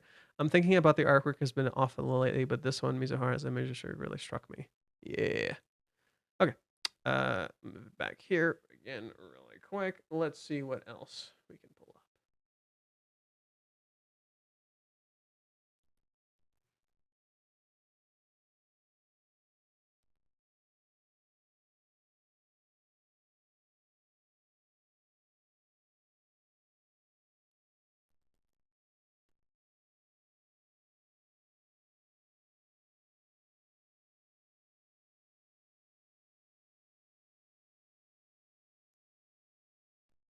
Okay. Let's read this post. I read the latest chapter of Kanojo on Manga Poke, second half of Hot Pot. After swapping places in the bathroom, they ask each other questions about tomorrow's plans, but Chizuru is very enthusiastic about finding the answers to the question. Is there actually an answer? And I have a feeling the final scene of the quiet seaside park encouragement date is coming. Mm. Let me see if this person made a post, because they make posts sometimes. I like the post. Yes, they did. Okay, we'll make this our last thing for today. If we come up with something else, I'll definitely talk about it. But for now, this will be our last thing we'll be looking at. Because I got shit to do. I got to finish up some very important tasks I've been rather behind on, and once they're done, I should be able to do more. I also have a lot less work this week, so I might stream again. So basically, just to TLDR as to why I don't stream very much. The reason I don't stream very much, the reason I haven't been creating much, is because I've had a really rough work schedule, and I've been editing a video for someone. So basically, this is my day. I wake up around 6 in the morning. I go to work. I get off work around 2:30. Maybe I can get off early if I'm lucky, but that doesn't happen very often. I do that for like 5 days a week. And then I get home. I try to relax a little bit, and then I try to work on this order for this person that I've been very behind on. Um, and I'm almost done with it, thank God. But that's pretty much been my week. And the only 2 days off I get, I tend to be very tired and I can't really do much. I tend to spend it with my mom, so we can just do stuff together. That's kind of been one of the reasons that's been kind of rough, is because like sometimes I go to sleep late, sometimes I'm struggling to sleep and shit like that. But this week, for some reason, they gave me less hours, so I'm like, okay, cool. I'm not to complain. So I'm off today. I work tomorrow, but it's a short shift, and then I'm off Thursday. And I plan to finish my work for this project that I've been working on for a while today. So I should pretty much have time tomorrow and Thursday. And I think Friday is also a short shift. So yeah, I'll definitely go from there. Okay, sorry. Let me read what else. Which studio do you think can handle How to Be a Relationship? I'm going with Kionani. See, the thing that worries me about How to Be a Relationship is I don't think it will get an anime adaptation, for a simple reason: it's over. It still can. Many shows that have ended still get adaptations. But I don't know. What's the studio? So what's the studio that does Dress Up Darling? That Kyoto Animation Studio. Cloverworks. I think Cloverworks could probably do well. I wouldn't be surprised if Cloverworks could pull it off. It's a very subtle anime, or sorry, very subtle manga, and I think like Cloverworks can sometimes be pretty good with their subtlety. Granted, they do love to fucking dick ride themselves super hard, so I don't know. But the other thing too is that it's a Yuri manga, and while Yuri have been getting more anime lately, I don't know. I wish I hope to God it gets an anime adaptation. It beats every other fucking Yuri I've read out of the water. Um, but yeah, I don't know. I also think it has a lot of adult themes. Like the manga depicts sex, dude. So I think that's actually probably a big turnoff for studios. Like, yes, it doesn't. I'd argue Rent a Girlfriend shows more than How to a Relationship, but How to a Relationship can also get quite explicit in certain scenes. So I do think like it maybe that could be like a bit of a turn off, especially considering it also talks about like um what is it, like social expectations and all of that stuff, and there's like it has an underlying tone of criticizing like Japanese culture and shit, and I feel like that could be kind of weird, but I don't know. I do think studios could adapt it. Also, if you really want to go to Yuri manga, read This Summer You Were There and Bloom Into You. I feel like I've heard of this one.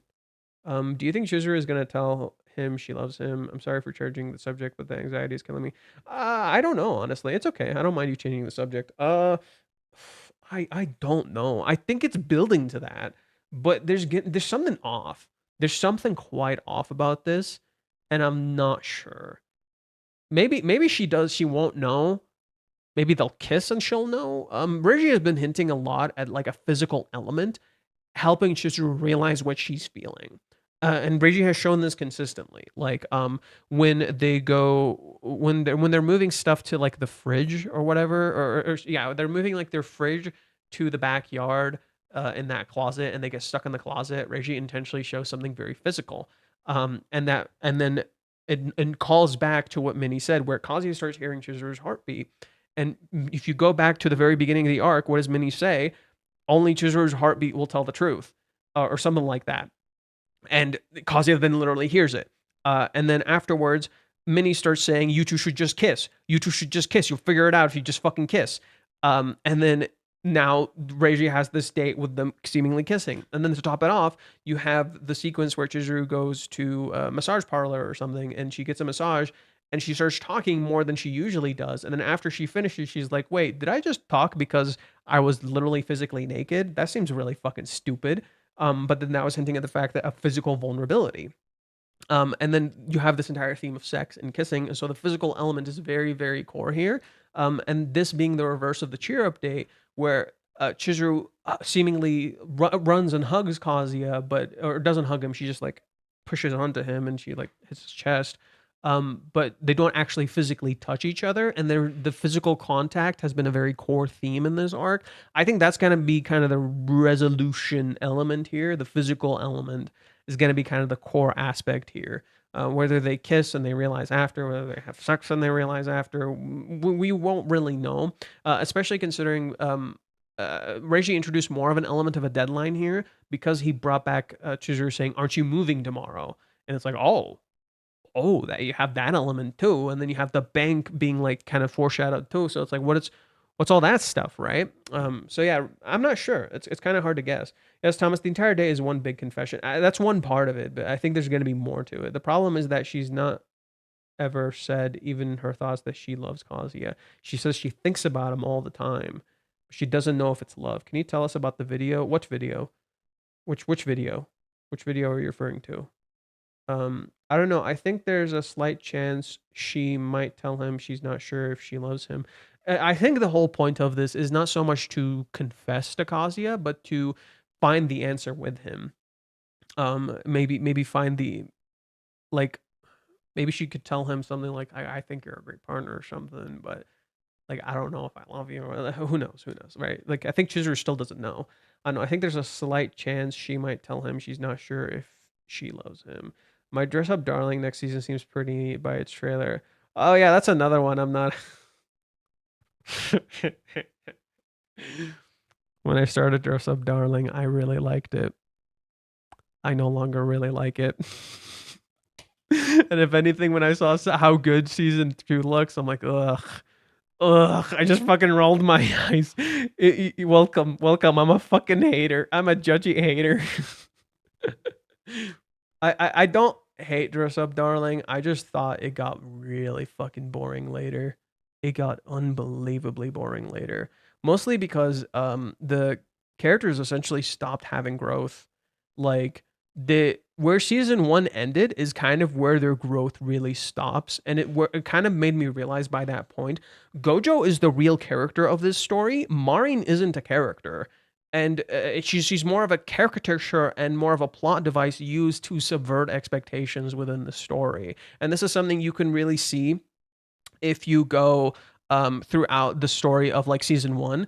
In season 1, Marin consistently every single fucking time there is some sort of like, oh, we're going to fall into this traditional trap where the character thinks one thing and there's a bit of a separation and all of that. Marin consistently resolves it. Consistently, every single fucking time.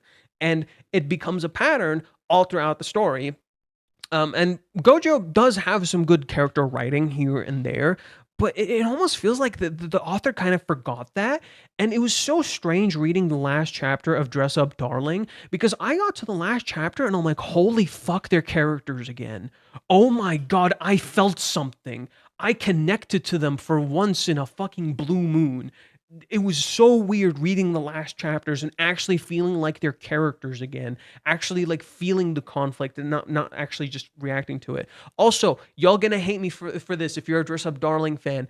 Dress Up Darling straight up makes a discount dollar store version of chapter 218, and it is the weakest sauce shit I've ever fucking seen.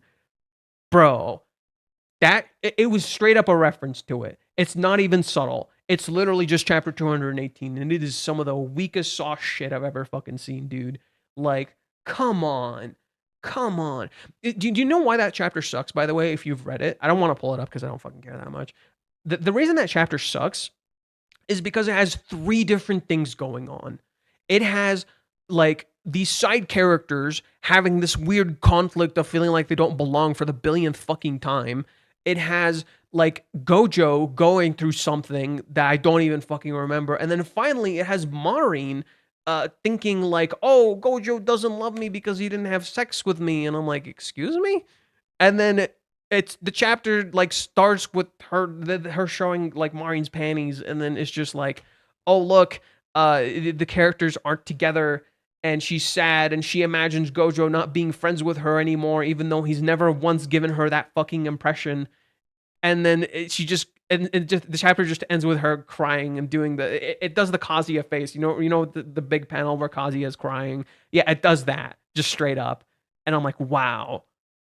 I felt nothing reading that. I felt literally nothing reading that. God damn. Yeah, sorry if there were spoilers. Sorry, my bad. My bad.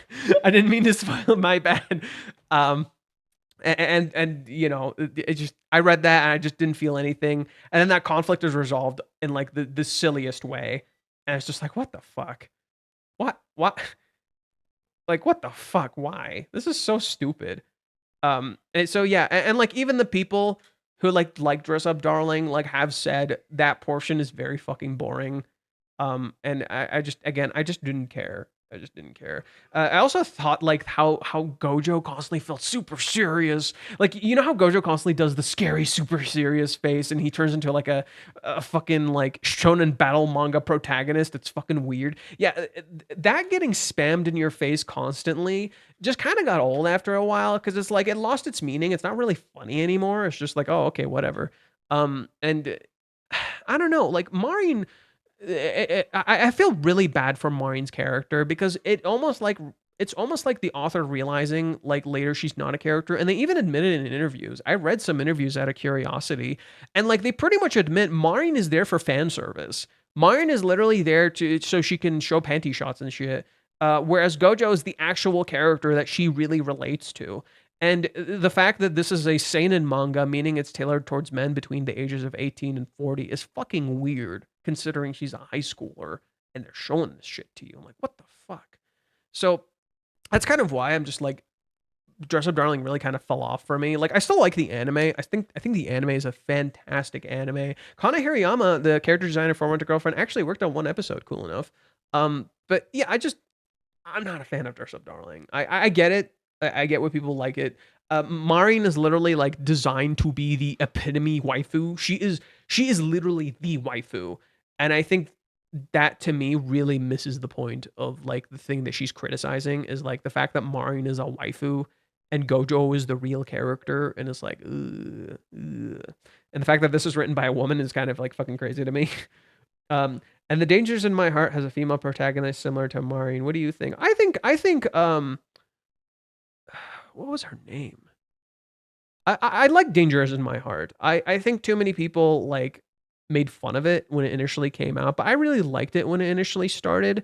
I do think at times it's a little too mature, but I really like it. I actually read the manga. I read the manga. I really like it. I do think it has some weaknesses when it comes to the girl Yamato. I think that's her name. I don't remember her name. Let me go up. Dangers in My Heart characters.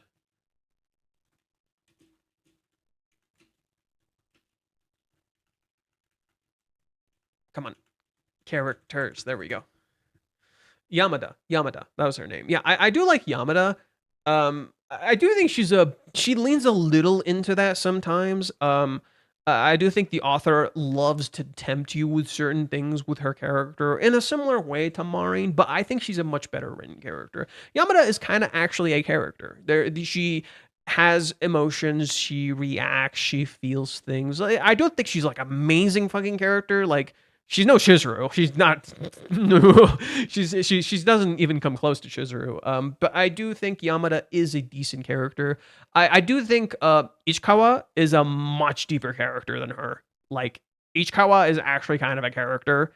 But Yamada is a character too, and I will give them credit where credit is due. Like this is a character. She is kind of decently well written. It is a little weird that they're in middle school. It is a little weird that they're in middle school. But I still do like them. I do think this manga actually nods to Rent a Girlfriend a lot. In particular, has like characters who are horny and stupid and weird, and they kind of it feels like they're nods to Kazuya. Also, this author for this manga did draw for the Rent a Girlfriend anthology. So if you feel there are similarities to Rent a Girlfriend in this manga, it's because there is. There are nods and references to it. Okay, let's read this last thing. Where some viewers are leaving anyway, so let's read this last thing and then we'll call it a day. So this is for this chapter. Page 1, I have to ask. Page 2, door picture, waiting for Kazi. Oh, I do want to point out it's this user. Go check out this user. I like them. They post some interesting stuff sometimes. Page 2, door picture, waiting for Kazuya. I'm waiting for Kazuya. Page 4, paranoia. Page 5, the answer. Page 6, tomorrow. Page 7, I have to stay home. Page 8, after this. I'm not sure what I'm going to do, but is it okay?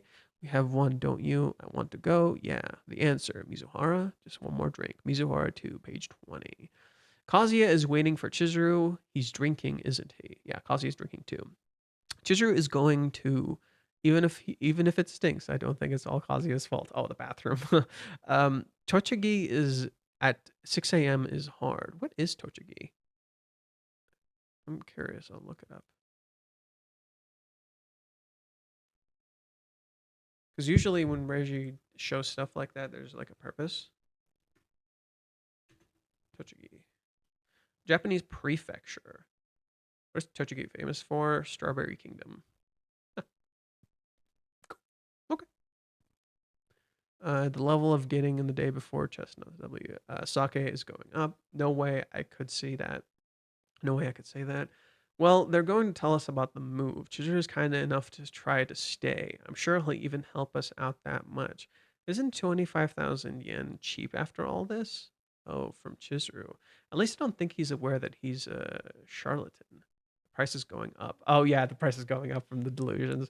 I think we need to kick the investigation thing before we can take home Chizuru being agonizing over it for a long time. I'm impressed by the by the stoic Chizuru who's trying to face it properly. Oh, I think I'm drunk. I think I'm drunk. I'm not sure if he or she is stalling from time because he doesn't have the oh Chizuru. I don't know if I'm not sure if she's stalling for time because she doesn't have the answer yet, or if she simply wants to continue this time. Smirk. Oh yeah, you don't know. The last scene at the seaside park, and is the calm before the storm, or rather the atmosphere that it's a big incident, or better, worse, it's about to happen. Isn't it interesting how you could think of it as the calm before the storm, but there's literally no storm. The storm ended. The park at night is also a common point, but also overlaps with the park at the end of the encouraging date. Yeah, see, it's a blend of multiple things, not just one. It's the beginning of the movie arc. It's the end of the cheer up date. It's the what is it? The beach arc. It's the paradise arc. It's literally everything combined into a singular point. It was a big incident or event at the time, and I wonder if it will be the same this time. Well, the result of the investigation is whether or not they will go out with each other, and that's as it should be. The title of the preview is hands. I wonder if they're talking about holding hands or putting their hands on top of each other. That's the thing I was thinking of, like giving a shoulder. I'm not sure if this tense or awkward exchange before they start talking, or if it's just a matter of uh hands on hands with Bakuchan is talking. Okay. Let me.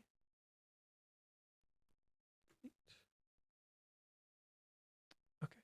So the second half of Hot Pot, Chizuru went to the bathroom in place of Kazuya. With the schedule and questioning of each other, the decision to answer the morning length of the walk, Hope, and Chizuru's morning length. Oh, there was more. I don't know if the answer is out there or not, but let's keep an eye on the future and work hard for another week to see if another finally come out as some kind of lower form or another great scene that would be created here in Odaiba Seaside Park. Cool. I think my friend. Yeah, they did. Um, messages. Hell yeah, brother. Okay, so for the first page, it says, "Do you have plan for tomorrow, or is the I love you of the Renawa era, or is the I love you of the Renawa era? Even now, after returning from the bathroom, I'm still struggling to get it out of my mouth."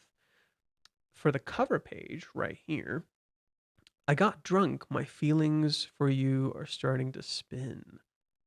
Huh. The verb I used for spinning is this one, but I'm not sure if I'm using the good translation. To enclose within, to surround, to encircle, to turn one's head heel, to think over, to work out, to consider, to ponder, to notify orally or in writing. Hmm. I think it makes sense for the head spinning. Over there is a place where couples gather to the final stage of the first real date. Next time, hand. Ooh, I love this shit. It's so fucking good. All right. All right, that's everything. Let's see what else y'all had to say here. What? Oh, not what chapter? I forgot. The last chapter. Okay. Okay. Yeah, I guess. When we compare the female characters abroad this work, we can appreciate how careful Reiji is with his characters. Yes. Check chapter 234 and 230, 324 and 329. Okay. What for? Um, I guess we'll go from here. Let's go chapter 324. 24.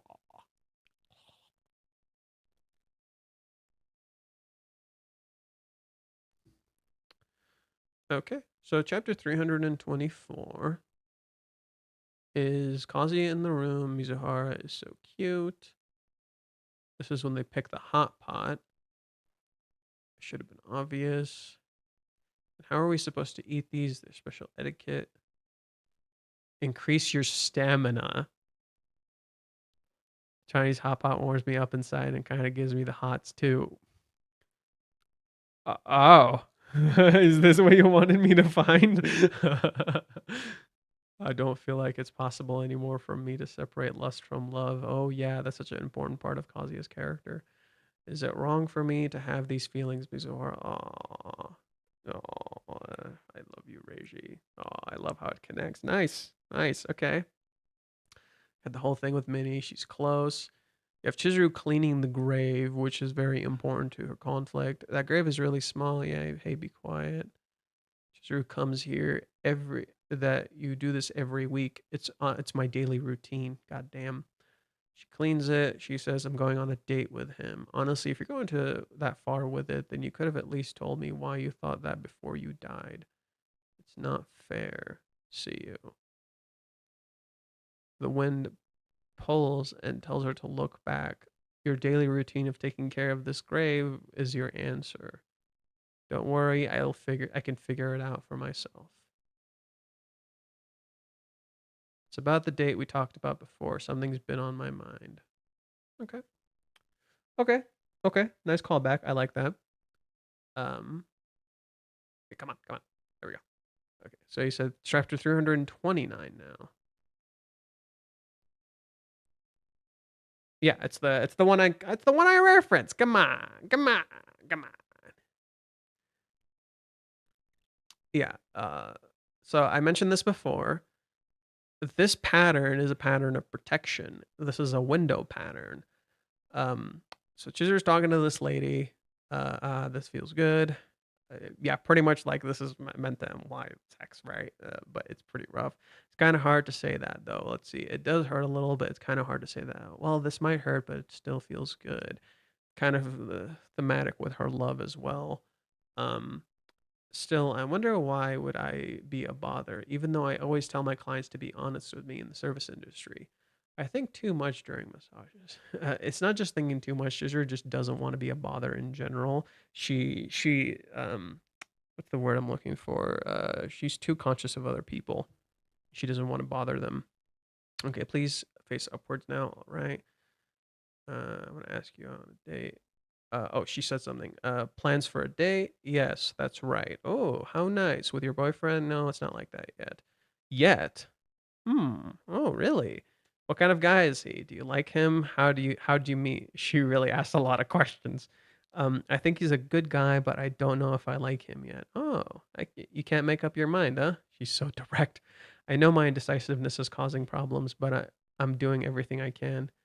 I just don't want to leave things to chance. I want to find the right person before I commit to a relationship. Still, I can't just outright reject him. That's surprising. You seem like a popular girl. Ow. Ow. I like how she got his teeth. Um, but that's how you know. As a woman, you know you've lost the moment you feel sorry for him.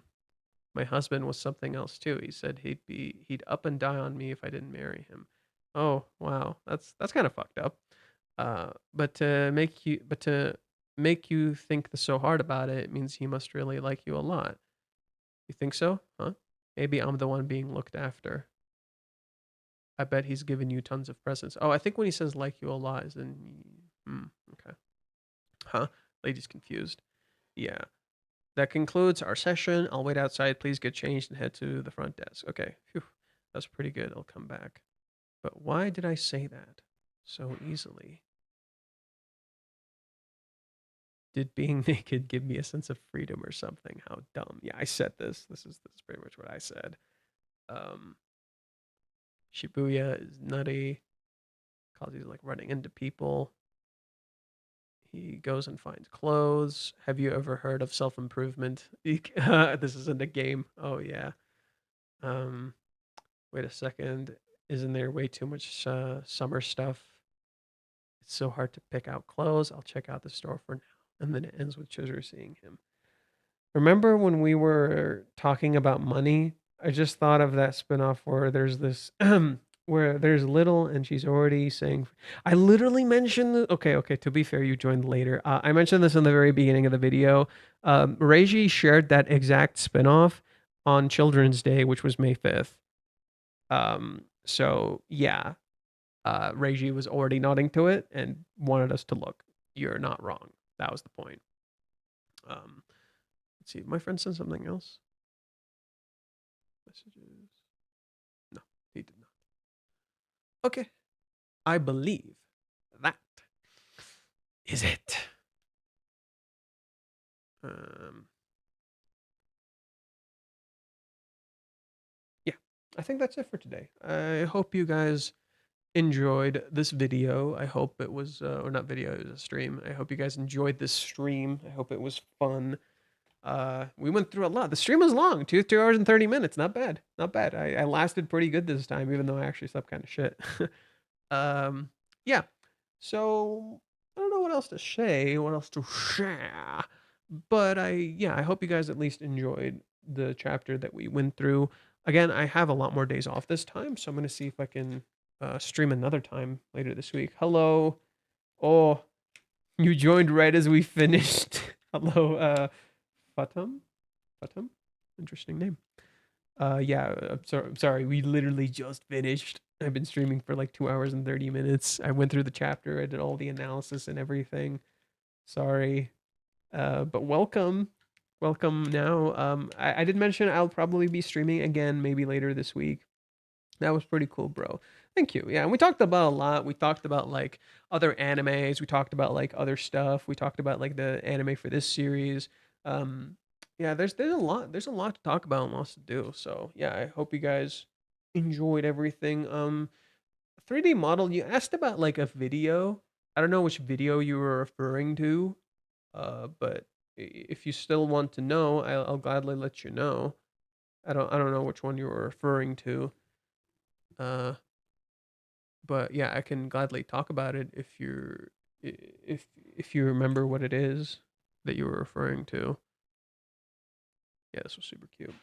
At the end of the day, Kazuya didn't hold her, but now at this date he will hold her. Maybe lead up to a kiss. Yeah, I think so. That's kind of the point. Like I said this in the cheer update. The cheer update, the point was Kazuya should not hold her, and it was good that he didn't hold her, even though everyone wanted him to, because he would take away from her feelings. So it's kind of important that they probably will hold here. I'll join next week after reading the chapter first. Yeah, again, I'll be streaming probably this week again. Maybe twice or three times. I don't know. Depending on how much time I got. And we'll maybe go through the chapter. Maybe I'll do like a second analysis or something if I notice something else. There will be more stuff we can look at. Like my friend Mute makes his analysis the day after. He posts his like on Wednesday for us. It would be their Tuesday, I believe. So that would be a good thing to like read because I've never had time to read those. I can also read the big Reddit pages because they have like the on Reddit they have the what do you call it, like the serious conversations, and I know Verkes has always wanted me to read them. So this would be actually a pretty good time. This would be a pretty good way to read it, so it doesn't end up being a fucking video. Um, yeah, thanks, Anish. I appreciate you guys talking too. Like, it's really fun to have these conversations. So you're welcome anytime. I don't really mind whenever you join. I have been wondering if I should do like the streams later so more people can join. I know Japanese fans can't fucking join for shit because like it's like past midnight by this point. Like 8 a.m. in California time, like Pacific time, is like 12 a.m. 12 a.m. for them. It's midnight for them. So Japanese fans can't join, and a few of them have wanted to join, which fucking sucks. So I'll have to try to maybe tomorrow. I can stream like around 2 or something, and maybe they can join. That way they can join because I think it'll be enough time for them to wake up because some of them wake up early. But I'll see. Maybe I'll stream like 3 or something. I'll have to see. I'm not sure. But yeah, I do have like a very short shift tomorrow. So maybe I could do. Or wait, no, I get off at 4. Oh, I get off at 4. So I don't know. We'll have to see. I don't know if I'll stream tomorrow. Maybe I'll stream the day after. But yeah. So yeah, that's everything that we had to go through for today. This was a very fun chapter. I'm excited for next chapter. I don't know if they'll hold hands or if they'll give each other a hand, right? Like maybe that's what they meant, a hand, give a hand. I will point this out. I do love the misdirect with this, where initially Kazuya says, "I want one more drink." I'm like, "Ah, there it is," and then Chizuru pulls that fast one on us, where she's like, "Oh, let's get one more drink." I'm like, "Oh shit." I love that misdirect. That was very clever from Reiji. That was a good catch. I also, damn, this is cute as shit. What the fuck? I love how she like puts the glass to her face as if like she's hot. She's literally hot. Oh my god, when we were reading chapter 324, when I was just going through it, they literally say it gives you stamina, it warms you out, it makes you feel hot, and she's literally putting something cool to her face because she's feeling hot, bro. And she wants to grab another drink. Oh god, oh god, oh god, we're getting horny. Okay, okay, yeah. So I'll actually officially end the stream now. I will see y'all another time, maybe Thursday, maybe Wednesday. We will have to see. But thank you for joining regardless. Take care. And remember, let's mosey.